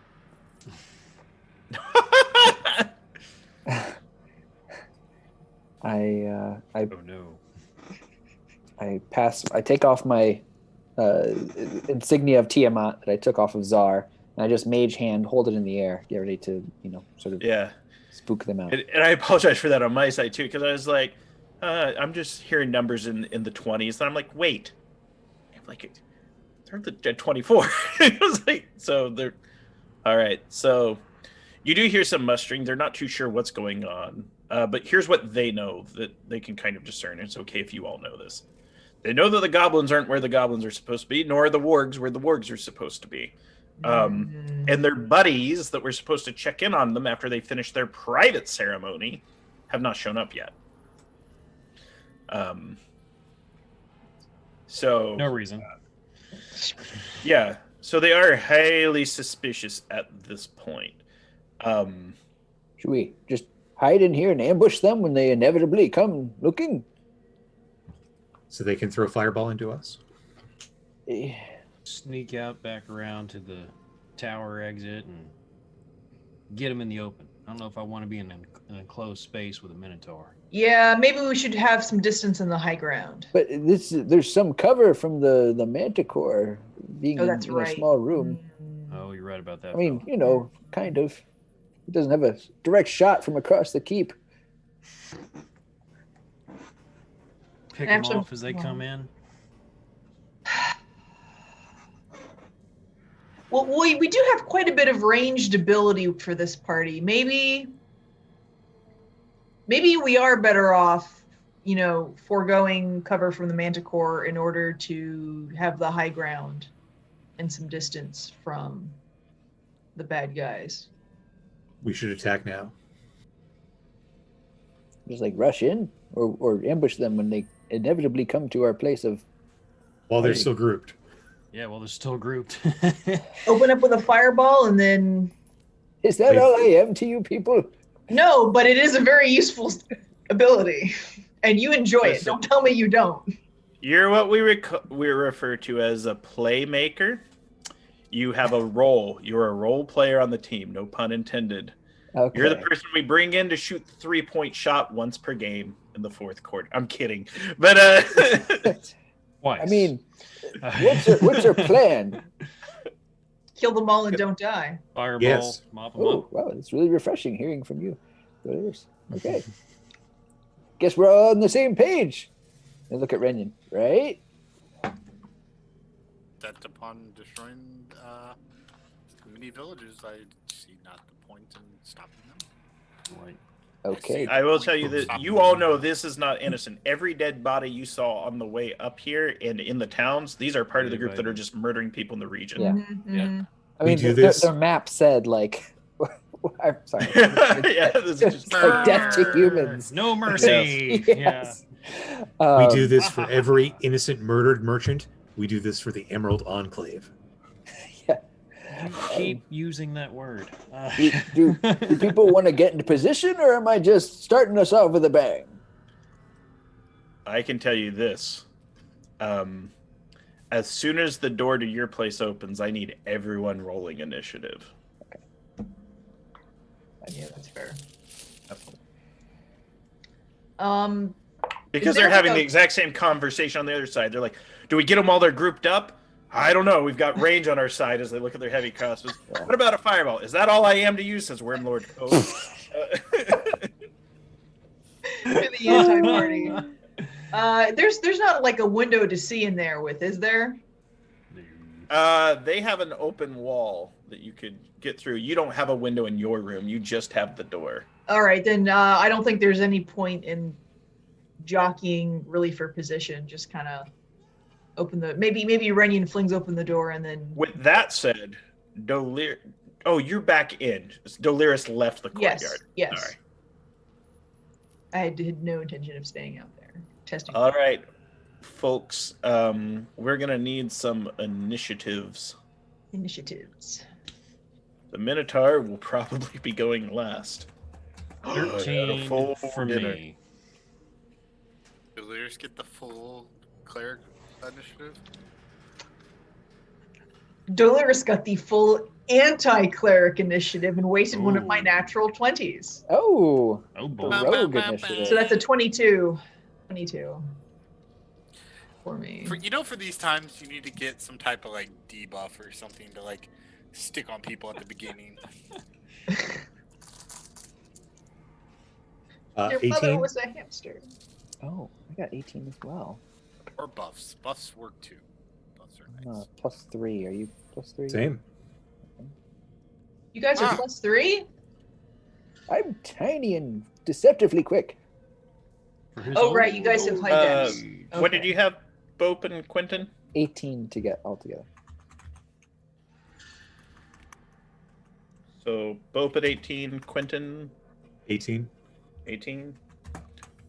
Renyon, 6. you're going before the Minotaur. Oh shit! And Eldon? 13. Good All thing right. is everyone starts around me. So here's what it looks like. It looks like we're going to have Doliris, Quentin, Bope. Then we have the range group of hobgoblins. Then the pike-wielding hobgoblins. Then Eldon. Then Renian. And then Karkalon, the Minotaur. Okay, Combat begins. Doliris, you're up. I want to delay action until after Bope casts whatever he's going to cast, and then I want to immediately go. Okay.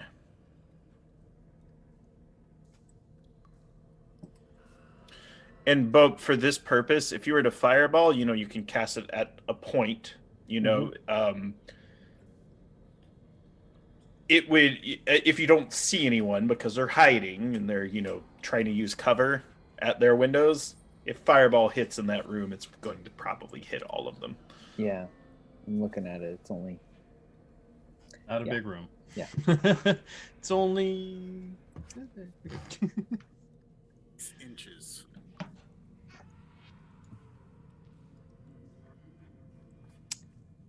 Is it Me or who's up? it? Oh, after it'll be Quentin. Okay. Has our door been kicked open yet? I'm assuming yes. Okay. If I rush out of the room, is there some like cover to get behind? Like There 20, is 30 feet a away? very 20, 30 feet away. Absolutely. So you can go into the courtyard, and there are massive boulders. These are boulders that giants would have thrown to defend the keep, and you can get behind one of the giant boulders. How far away is where the manticore would be, like his nest? Let me double check.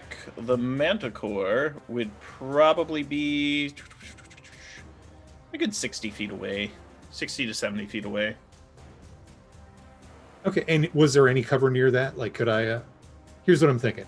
I'm gonna use my rogue bonus action to dash, give myself like a 60 move to dart like the wind over there, and if the manticore is there,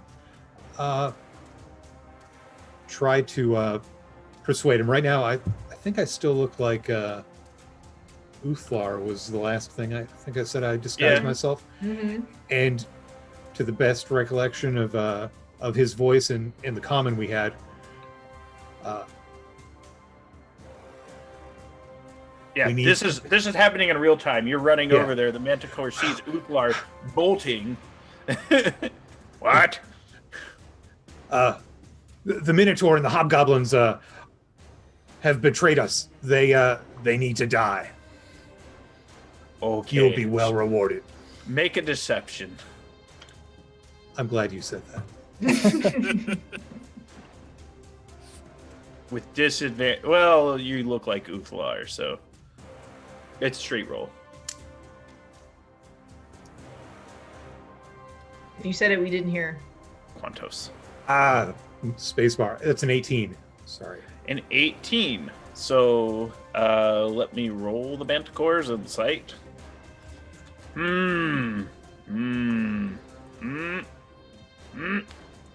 Traitors? Well, they're not killing me. Come on. And he goes to grab you. If you don't want to be grabbed by the Minotaur, you're going to have to escape his grapple because he's going to take you airborne. Ooh. That's an interesting response. Is that an active on my part or more of a passive, like his straight up strength? Well, just roll it. Make an athletics check or an acrobatics check. Acrobatics, trying to weave out of the way. That is a 15. So he snatches you, then goes up into the air. He's starting to fly now while holding you. He decides, he's like, no one's going to get the drop on us. We're going to get the drop on them. And he's taking you up to the top of the keep. And he's How like... literal is the drop? And you can see... Oh, he's not going to drop him. But yeah, he goes up 100 feet in the air. So you're high over the keep now. And he goes, they step outside of their little... heck hole, and I'm gonna, and you just see behind the tail with these spikes. He goes, they come out. I bullseye every last one of them. God, It's gonna be us if we walk out of this alive. Soulless hobgoblins.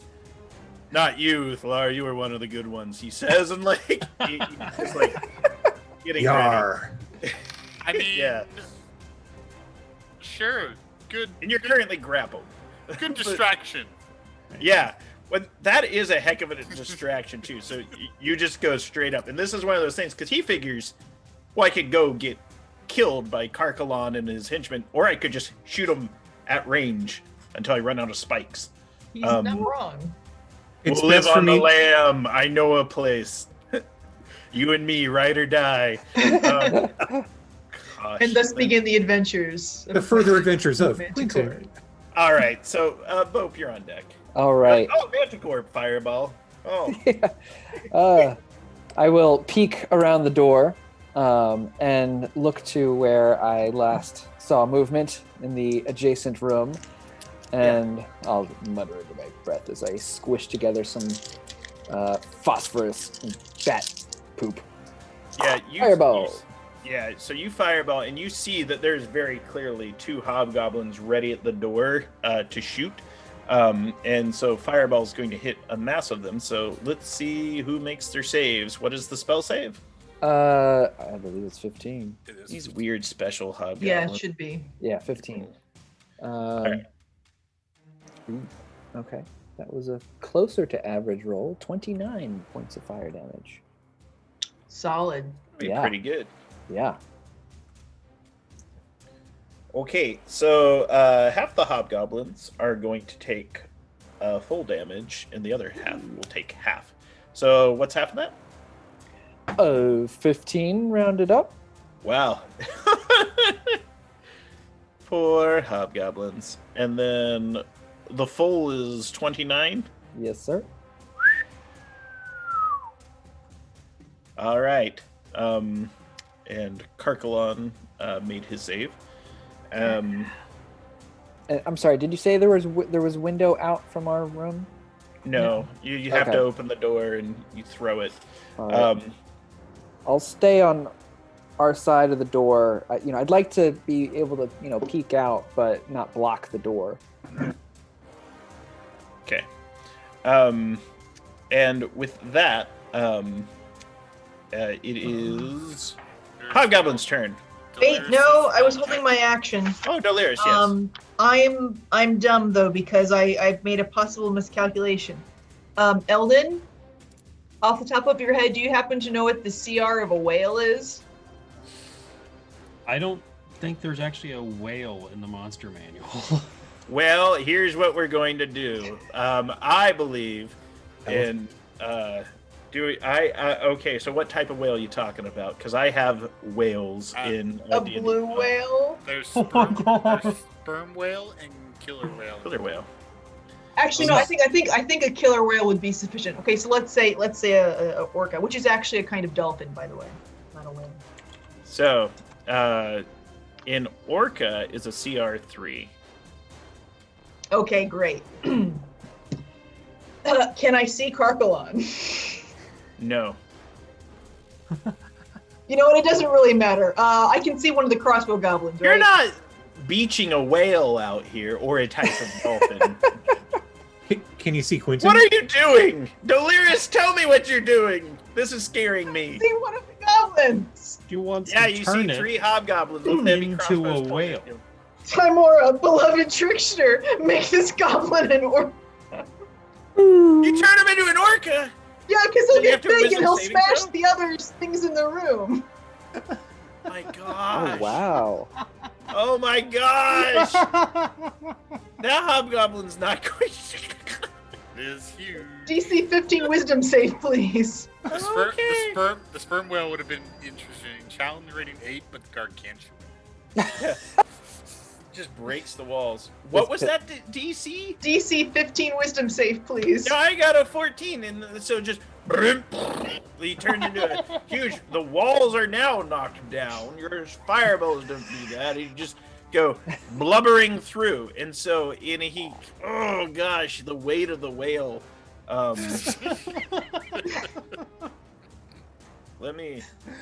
have to. Killer whales Yes. aren't that big. They're big. They're big enough. They're bigger than that room. So here's the thing about a killer whale. So they're huge, but also the weight. Like, have you ever seen a killer whale fight a shark?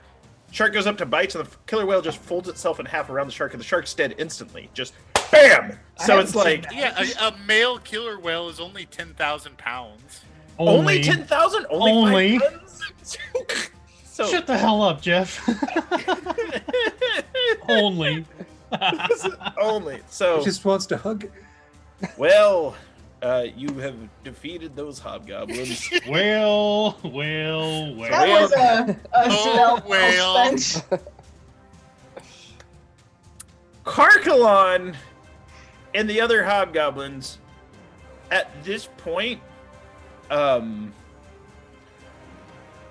are so befuddled. They're up, but they well, a They few of them are take still damage? alive. Okay. Yes, you've killed most of them. There is a hobgoblin pikeman in Karkalon who are making their way downstairs. But Renian, you're up. So the wall's down. Do we see them running away? Yes, they're just like, yeah, it's just like they've been whaled out of the room. Meanwhile, the Manticore is just like, yeah, get him, whale, and like he's holding Uthla, those traitors. The Manticore doesn't realize that this is kind of unnatural. Like, it's just... You don't care. Manticore's been drinking. Drinking and flying don't mix. Renian, what do you do? So they're about 15 feet across, and you can see, and Karkalon and old Jebediah the Hobgoblin are essentially. Well, about that time, old Karkalon found himself in a whole heap of trouble. This is the most ridiculous session, which is the best session too. It's just like, all right, we've got this balanced encounter. Whale. So they're moving away, or they're coming closer? No, they're trying to get downstairs. They were higher up. Okay. Oh, okay. Ah, all the better. I can fight them in a narrow passage like a stairwell. Yeah. Yeah. You could run and meet them at the stairs. I will do so. And because of my ring of free action, none of this terrain in front of me matters. You're over there. So it's you, Karkalon, and one hobgoblin. You're free to make an attack. I would like to make an attack. Haha. Does a 17 hit? Who are you attacking? Uh, Karkalon or the other Jebediah? Let's try to down the hobgoblin first. Okay, that hits him totally, and you may roll. That will do. Wait! What? Apologies.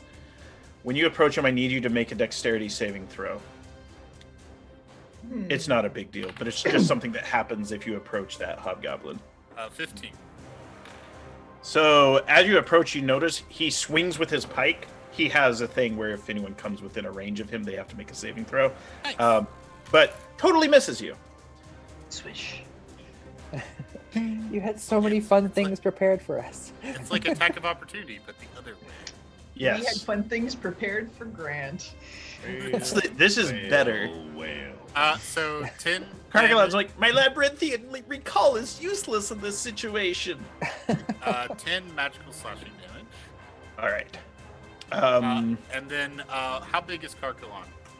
Carcalon is large. He is a large monstrosity. I would like to try to knock him down. Okay. Contested strength, athletics, or dexterity, acrobatics, your choice. Oh, he will go muscle to muscle with you, and we'll see what this does. I'm here for this. 23. This is so great. I got a 24. Oh my god! Oldest trick in the book. You lock into like a single collar tie up. You pull his head down, and then you just like head and arm throw him. Technical pin him. The ref calls the match. He's just like, I rolled the 18 with a +6. Perfect. that's hilarious. Was Rennie never in the rodeo? Yeah. He's gonna consider it now. Deer wrestling? Minotaur's now down. With and- that said, Second attack against the hobgoblin. okay, A 19 to hit. that hits. 5 magical slashing damage. The hobgoblin is no more. At this point, Carcalon uses. Do you yield? He looks up, and 30 seconds ago, he was in the middle of leading these hobgoblins in sacred prayer, uttering the words of his abyssal dark demon gods. And now, at this point, Carcalon's going to take an opportunity attack from Rinian to make his way down the steps. And he is making an attack at you as that. Actually, no, he's dash actioning. So go ahead and make an opportunity attack. Okay. Wait. Dash action, no opportunity. That would be disengage. Oh, right. He's just doubling his move, and Minotaurs are very fast, so he's... He's running for it, huh? 23 to hit. You totally hit that Minotaur. Because he's trying to move away quickly, we will go ahead and empower this with my blessings of my patron deities. Is that smite? Respect my That is a deity. smite. Max damage on the magical slashing damage, so 12 magical slashing damage. Okay. Yeah. And then an extra 18 radiant damage An extra 18 radiant damage. So, as a large glowing green sword bites into his Oh. running ass. the green sword, it smashes into him. It, lacerates and opens up, one of his shoulder blades, and he's armored too. And you just see like it cuts, you probably tear a lot of the ligaments, but you've never seen a creature this large move this fast as he just makes his way down the stairs and he's calling out, retreat, retreat. Where was the manticore? And the manticore right now has I imagine like a little bag of popcorn, and like he's eating it as he holds False Uthlar. And every now and then he offers you the bag. He's like, yeah, we got him. We got those shirts. And you're like, who's that guy? And he kind of like asks Uthlar. Cricket? Oh, Ringen. We fought in single combat, and he is powerful. Yeah. I think it's safe to go down. It looks like they all exploded, and I didn't even have to do anything. Was that you? You're not the spellcaster, are you? He kind of mixes up you and Czar all the time. Czar hiding in the shadows. I offer him some crickets from my bag of 15 crickets a day. Yeah, and then, like his tongue comes out all like weird, like he's in the band Kiss or something, and it kind of like licks it up and just kind of like he's starting to like lower down too. So you're about 50 feet away from the earth below. Meanwhile,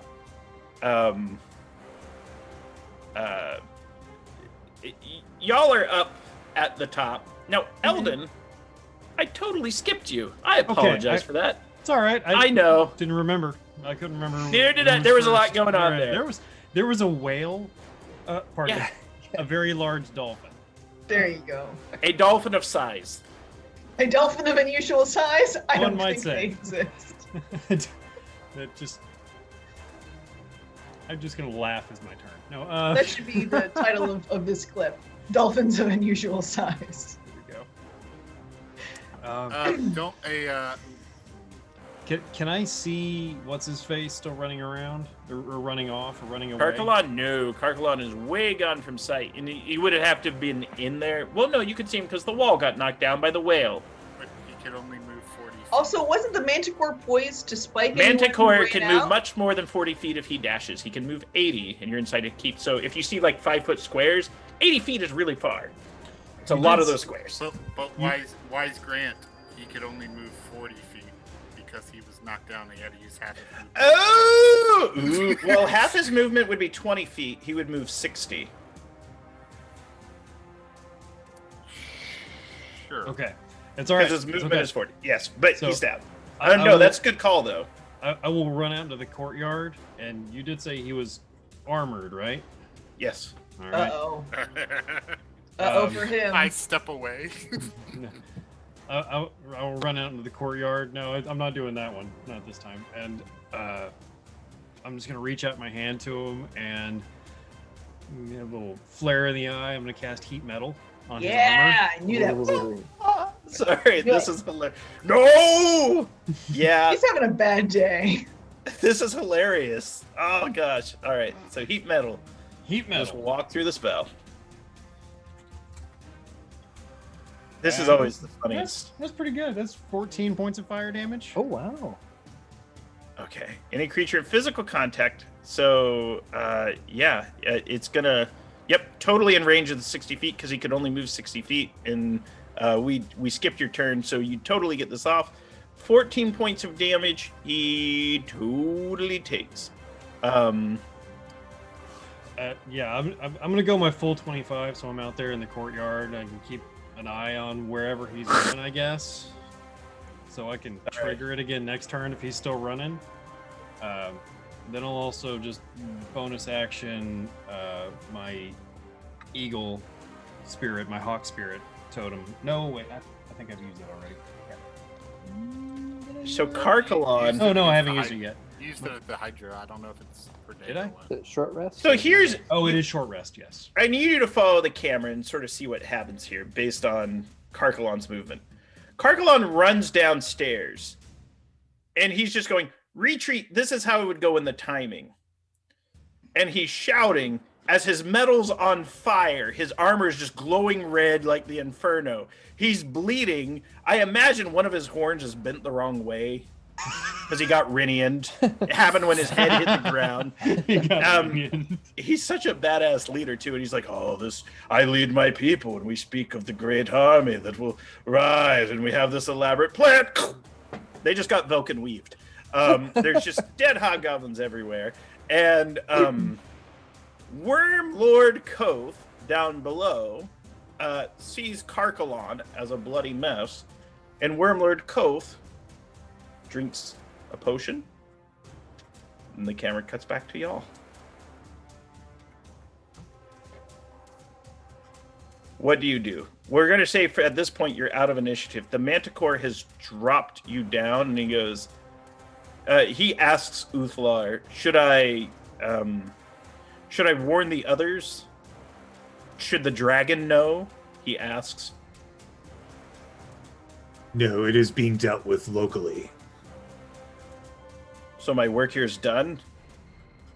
Yes, you are released from service. You may. Point of order. I'm concentrating very hard on keeping this hobgoblin as a whale. I think it'd be better for everyone involved if the Manticore took a giant bite out of it. Because he's going to go back to being a hobgoblin when I stop concentrating or an hour passes by. But if he does enough damage in like a single bite, it'll like eat through the orca's There's health and then eat through No, his- okay, so the killer whale has 90 hit points. Manticore's Oh. not going to hurt him that bad. Yeah, so, and I will say this as well. So, you were trying to capture a prisoner earlier to get more information. Oh, that's right. Yes. Who speaks whale? All right. Actually, somebody does. I salute the Manticore. You're released from service. You've done well today. Tell us about the dragon. He asks if he can grab a little bit of food for the road, and like he kind of motions back to the place where the burned hobgoblins were. I thought he was going to motion towards Karkalon. Like, yeah. Have at it. They're well salted now. Woo! He kind of goes in there. Y'all see a manticore just kind of rush through, and he's just like facing. He's like, "Thanks for taking care of those traitorous hobgoblins." And that dumb manticore, old face, and like put a ring through his nose too. And okay, at this point, I need a non-passive perception check from Renian and I'm out in the courtyard. else. You're in the courtyard, so anyone in the courtyard can make it. You have to be in the courtyard, though. Okay. Technically, Quentin, you would see this. No perception check. Dirty 20. Okay. 8. All right. So, what you see as you're being lowered to the ground, false Uthlar, you see a for our production, this would be scene setter 1, slide 9. There is a armored, cloaked bugbear that is soaring through the sky, and he is going quickly, just trying to fly as quickly as he can, as far away from that keep as possible. I think this is cough. Abandoning position. Flying. Just like magically. Is it a bird? Is it a plane? It's a flying bugbear. He I down was the in a block. hurry. You have to understand what he saw. Karkalon in that condition, his second in command, armor on flames. He doesn't want any of that. Yeah, he pieced out. Yeah. And the whale. I mean, But I've been able to burn Karkalon Didn't down know- by now. Oh, Karkalon would have died the very next round. Oh, And okay. it just yeah. Even if at that point he would have had 3 hit points left, and I'm pretty sure he would die. You could roll it, and then he has one final round where he's just like, "Damn!" By the final moments. Who would have thought it came down to this? Okay. Well, I think we got a prisoner. Point at the orca. So, do we retreat? No, let's look around now. Looks like they've retreated. Yeah, let's try to find Oh, this yes. dragon nonsense. Well, But first y'all need to be ready to tie up this hobgoblin. I don't want to concentrate on this all day. can we talk to him while he's a whale? You know, some cetacean interrogation for you marine biologist folks. Keep his memories. do they maintain their knowledge? I think they still have an idea of their personality. Yeah, but they they're don't- new- they do have a different intelligence now. Retains alignment and personality. Didn't say anything about like they forget stuff. I mean, his mental traits go down, but that doesn't mean he forgets things. I don't. Let's get ready. But you know, he is still a big orca. I'm not gonna get that close to the mouth. I'd let Oh, you. I can if I stop concentrating, he'll turn back into a hobgoblin. Yeah, just I've seen that like movie. Doesn't go a well. seal on the beach. Like, Oh. Sorry, you So trying to come back. I can stop concentrating if you guys are ready to like handle that. Sure, I'll get up there. I'll be ready to wrestle him down. All right. Smack Renyan on the back of the calf. Go get him, cowboy. Shillelagh. Yeah. I'm gonna walk And up there poof. like I'm actually twice as tall as I am. He is He's back. a deeply traumatized hobgoblin. Yeah, he's just lying on his back, and he's just like, He's and half then brown. Goblinoid, he kind of looks around, and he's just like, Knock "Where's him out. Karkalon? You knock him out?" Oh wait, we want to talk to him now? Sure. Oh. Yeah, he's conscious now. I think I hold my swing. Okay, you just stop right before the back of his head. He's like, "Whoa, all right." He's there, and he kind of speaks in a broken comedy. He's like, what happened to Karkalon? He's What dead. Hamburger. Jeremiah He's also Jebediah. dead. and Ezekiel. Yep, all dead. Why do they have such peculiar names? You crushed some of them. Local. Why did you kill them all? Oh no! And like he Hit feels deep yourself. shame. He's like, fratricide. I'm a hobgoblin who kills his own brothers, and he feels like deep shame over that. What are you going to tell their partners? How will you look them in the eye? He goes, well, they were a polycule. Oh, Fair enough. comforting. Best way to bond. Kind of motions around. Yeah. Is it? I look at my companions. What? We were each other's types. Not Karkalon though. He felt a little left out. And those Uthar- other yokels. Uthlar shakes his head yes. Oh. I'm sending the imp down to Uncle Jara to alert him to what has transpired here in raven form. Uncle Jort. Yeah, he just kind of like, what the? All of them? It's like, I must not be hearing you right. Well, Whale. I'm not one.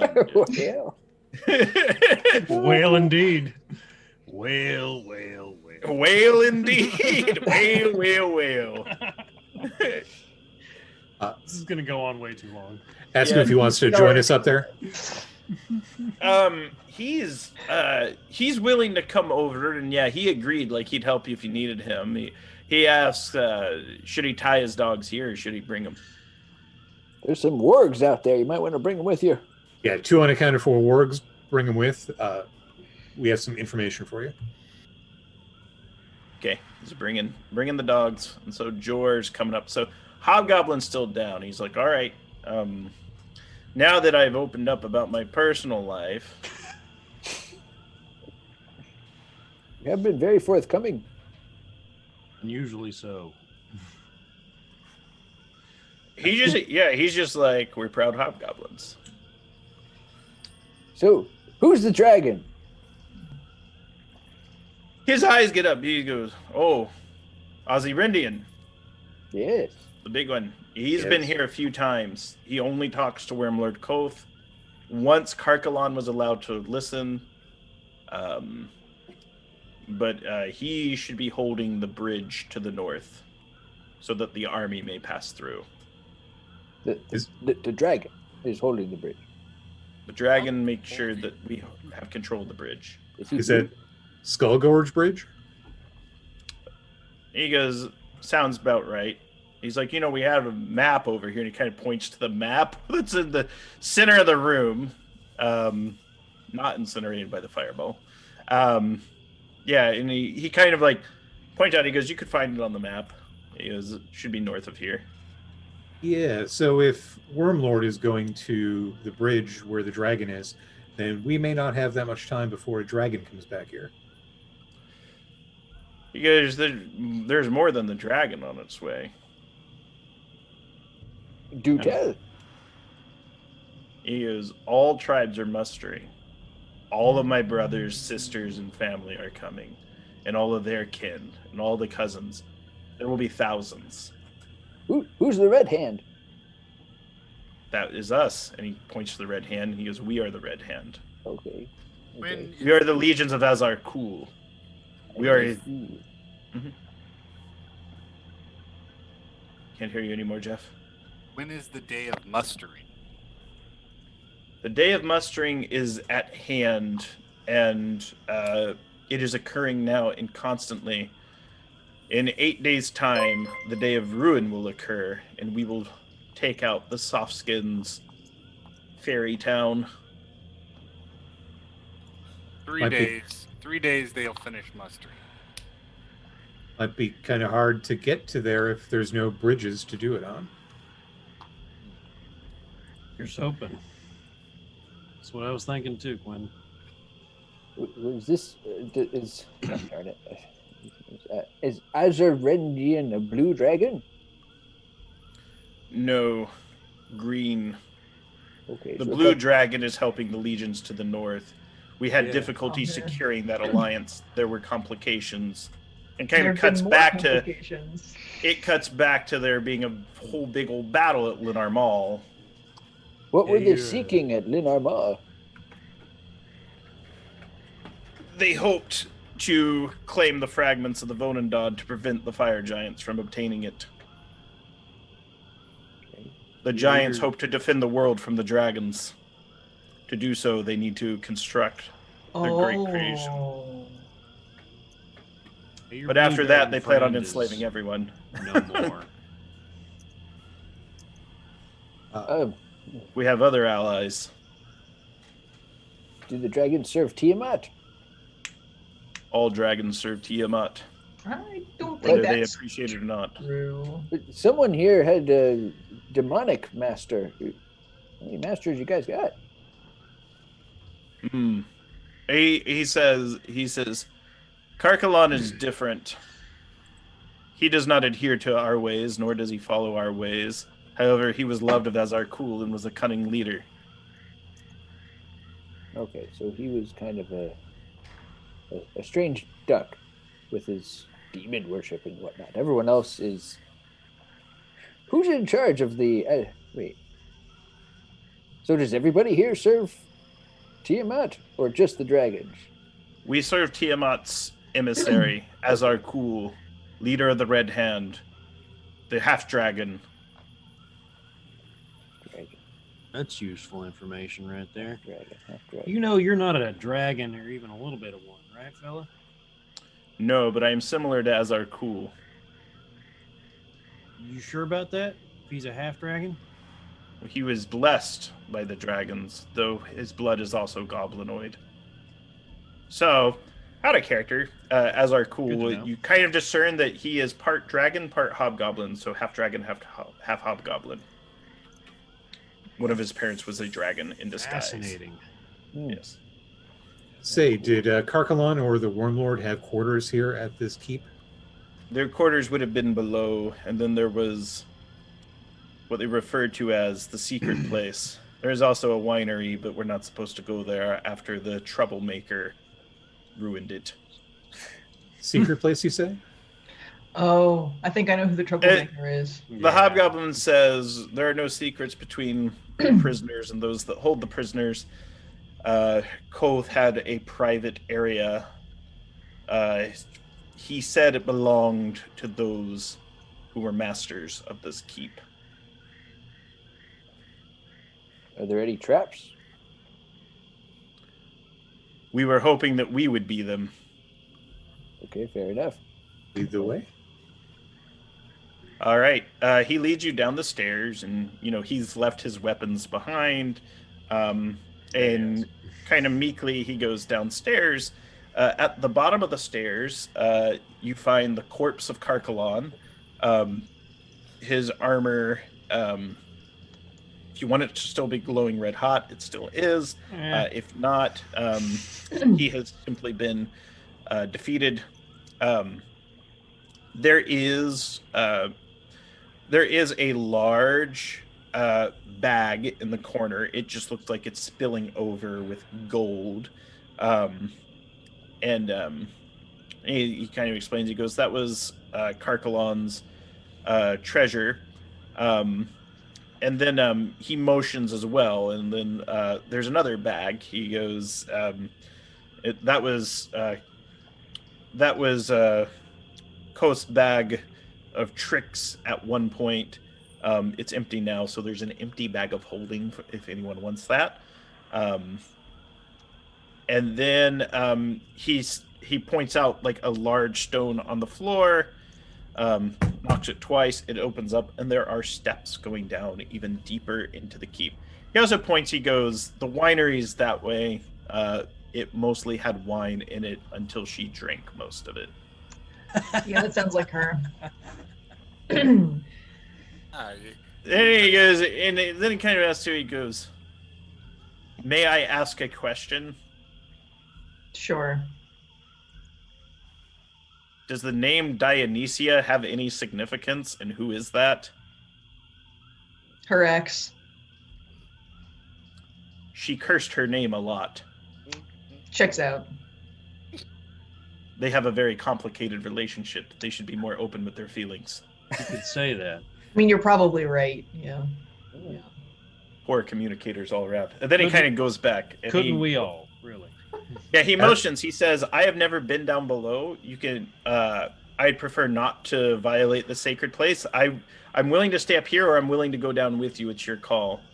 George says he could watch him if you'd want, or you can take him down there with you.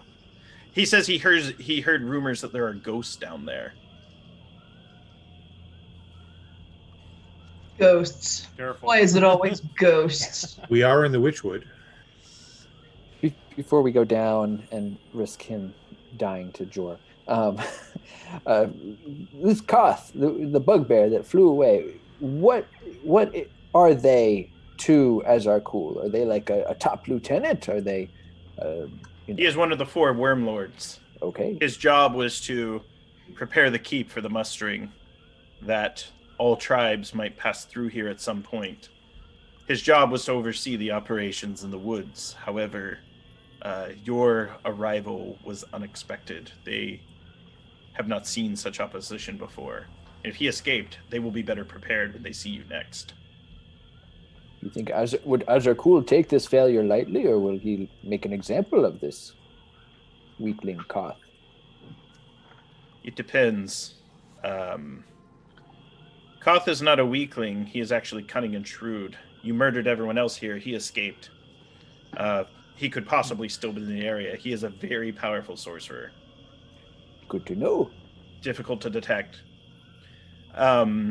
His magic is strong and fierce. Though we were burned by fire, he has many tricks up his sleeve.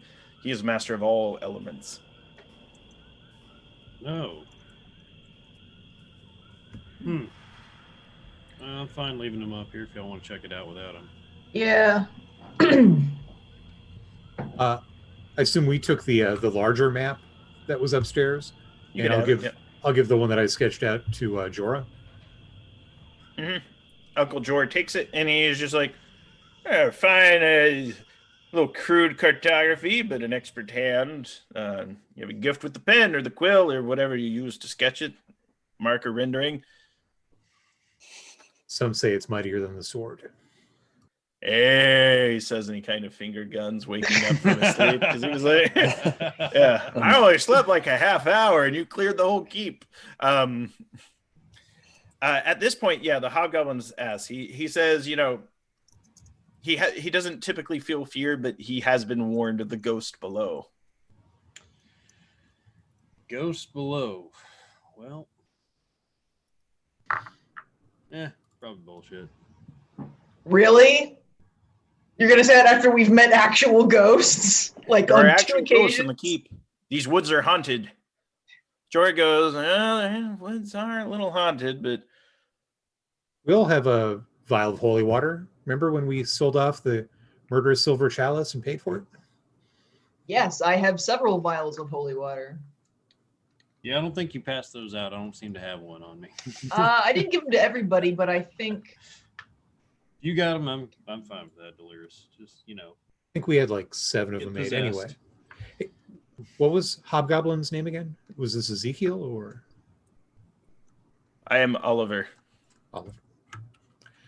So your friends basically assumed we were going to- partners. Kill them. What outcome are you looking for from this situation? He explains, he says, at this point, my outcome is determined by you. I am your prisoner. I would like to live. However, if I die, then it is my day to do so. I have been a whale. I don't know what other experience in life I am lacking. Are you open to swearing oaths or considering other religions? He says he's not so much the religious type. However, he is fascinated by the various doctrines of the world. He goes, look, originally I was raised in, the religion of Maglu Biat. Next thing you knew, I converted to Tiamat.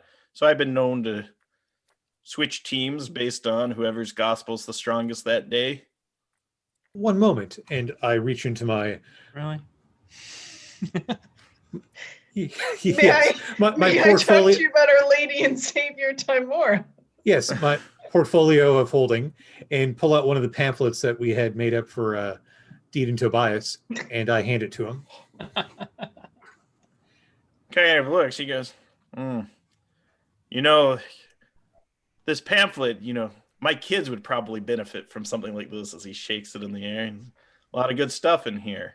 Yeah, that's okay. And then I say, to truly believe in chance and Timora, I need you to call this coin. And I flip the coin, but I'm going to cheat here to make sure he lives. Heads. Heads it is. Congratulations. This is Timora's work. He seems like very relieved, and yeah, he's like, he goes, typically I would prefer to be judged by your laws. However, if your laws are to facilitate significant religious rituals and ordinances and traditions to determine my fate, then I abide by them. Listen, kid, laws are a social construct. I'm 37. Speaking of That's irrelevant. laws and whatnot, he is our prisoner, at least so he says, which is smart on his part, but we take him back into Drellin's Ferry, he's going to be their prisoner. Yeah, that. Because, you know, they kind of have a history with them folks. Yeah, I they don't do think kinda they're have gonna let dibs, him don't just they? walk around like, Eaton Tobias never ate any of them. So, Yeah, you know, yeah. they get a pass. Yeah. How do you feel about being a prisoner of conflict? You know, stay with us a long time. If we get through this all, well, then, you know, you get to see your kids. He says he is content to abide by your rules and your laws, and so long as he is treated fairly, he promises that he must essentially submit and be obedient to your will. And he says his feelings on the matter don't really matter too much because he lost the combat and they were illegally holding this keep. Is this what it feels like to be lawful? Oh God, it's disgusting. Well, as our, I guess, first show of treating you fair is, since you don't wish to go down into the lower parts of the keep because of foul spirits or any religious significance to you, you may stay up here with our good friend Jor. Jor kind of brings him to the phone, and he's like, let me see that pamphlet, and kind of hands Jor the pamphlet, and Jor opens it as well. If the group goes down, it does smell awful down there. And it's a dark room. There is a silhouette illuminated by a pale light, and there is a blue flame wreathing a humanoid shape. And it is the light from behind the humanoid. It's mostly just a silhouette, kind of flickers through the room. It doesn't offer a lot of light, and the figure stands there motionless. Any senses tingling? Oh, holy friends. Your ear senses first as it lets out a blood-curdling howl, just comes from that flame. Now, holy friends, if you're doing any detection stuff, let me know. I don't actually have any detection stuff.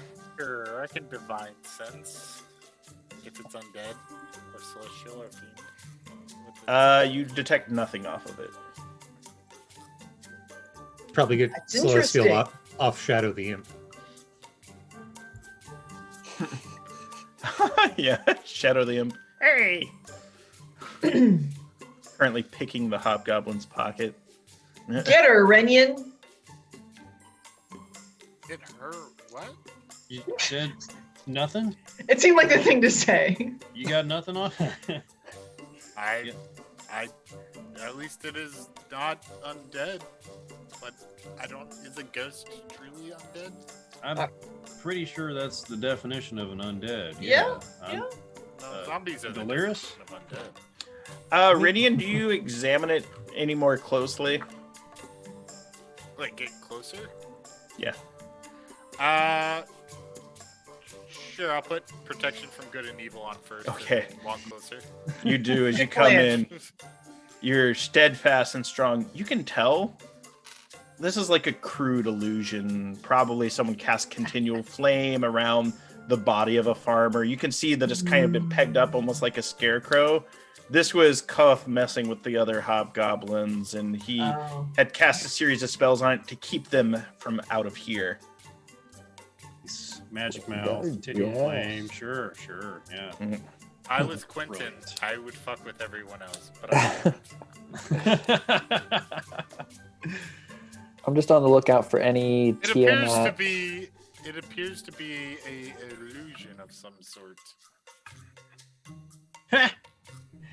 Ooh. Well, You were right, Eldon. So I have my deeper- moments. Yeah, deeper into the keep, past this illusion, there are the vaults. So there's a few different alcoves, like 3 of them behind the body. You can sort of see there in the darkness. Mhm.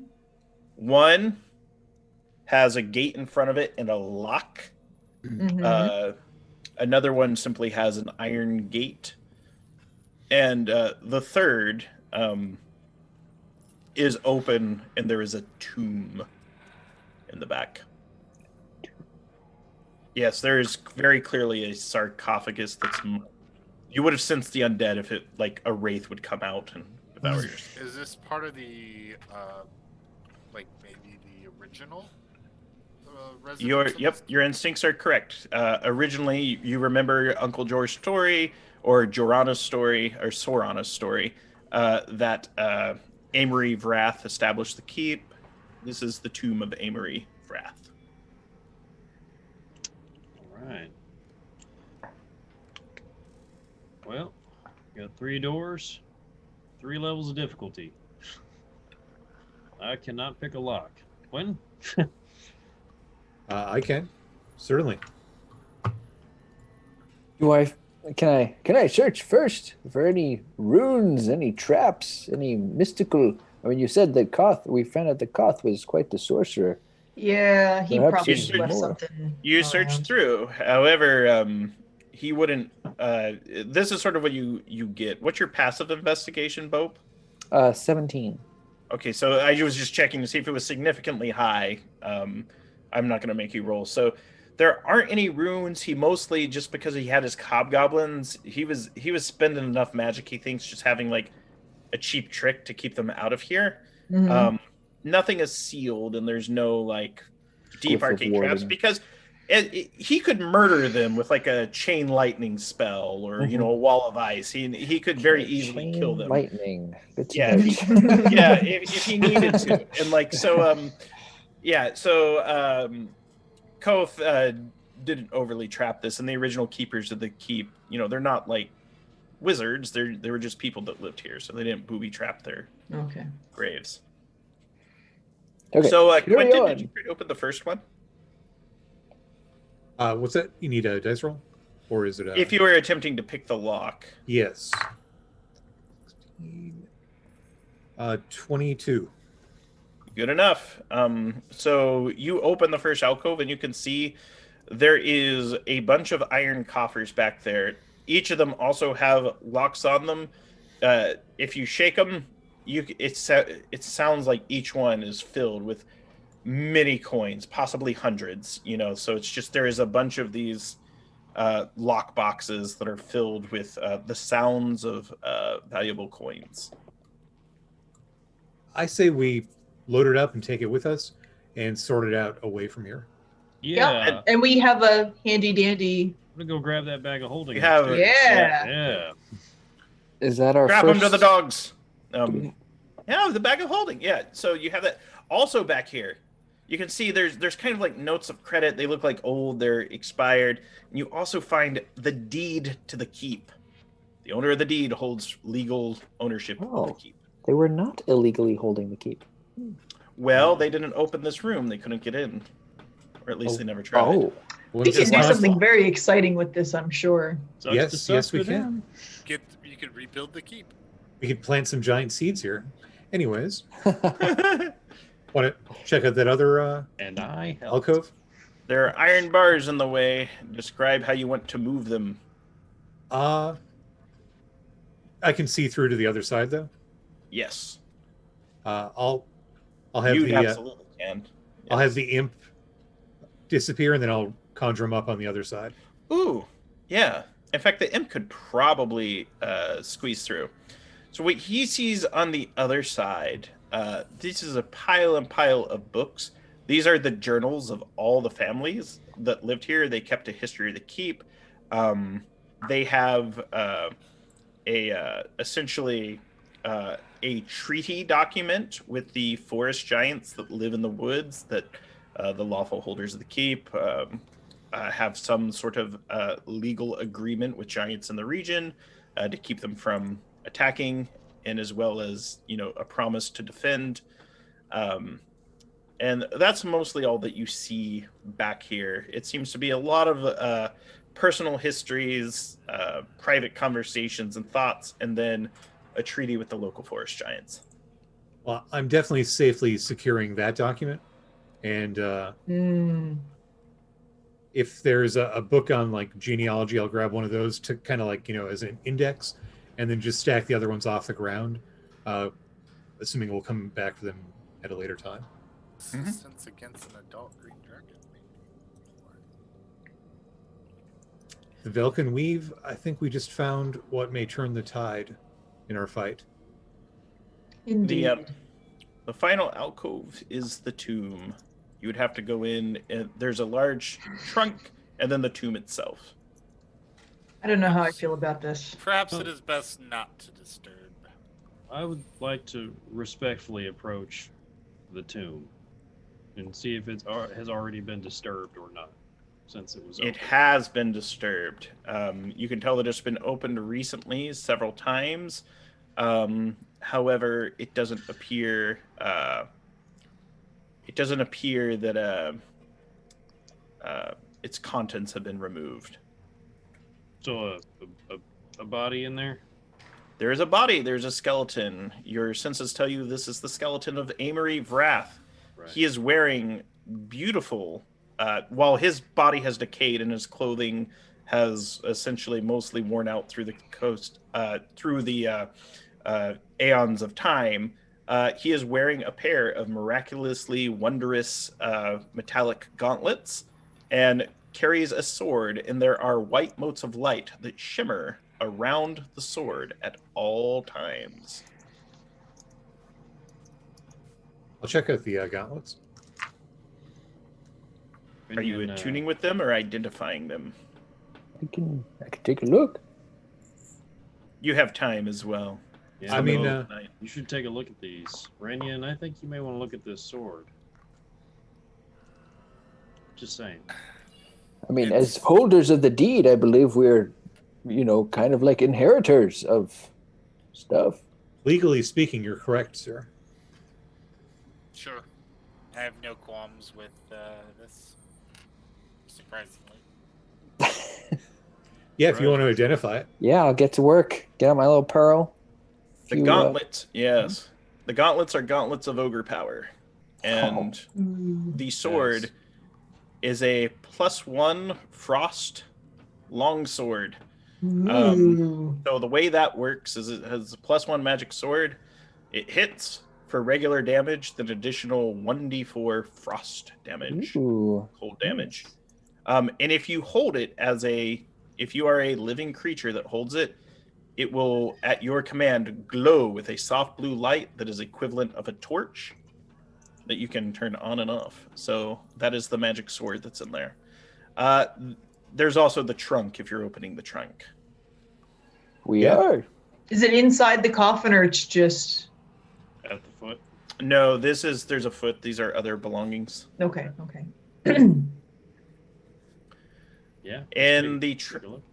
in the trunk, you find a +1 mithril chain shirt. It isn't sized to. It's not sized to Amory Vraath. This looks like it probably belonged to someone else. There's also the skull of a young black dragon. There's 24 forest giant teeth strung on a string. There's a staff of life.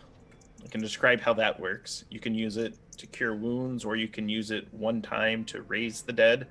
And then there is a huge, giant-sized gauntlet that is spiked. And there's also a magic gauntlet. Ooh. Does that look The like gauntlet adamant? was made out of a bullet's teeth and claws. Bullet. Dibs on the necklace, and I get those forest Teeth giant of- teeth around my. necklace of four giant teeth. I kind of like the gauntlets of ogre strength there.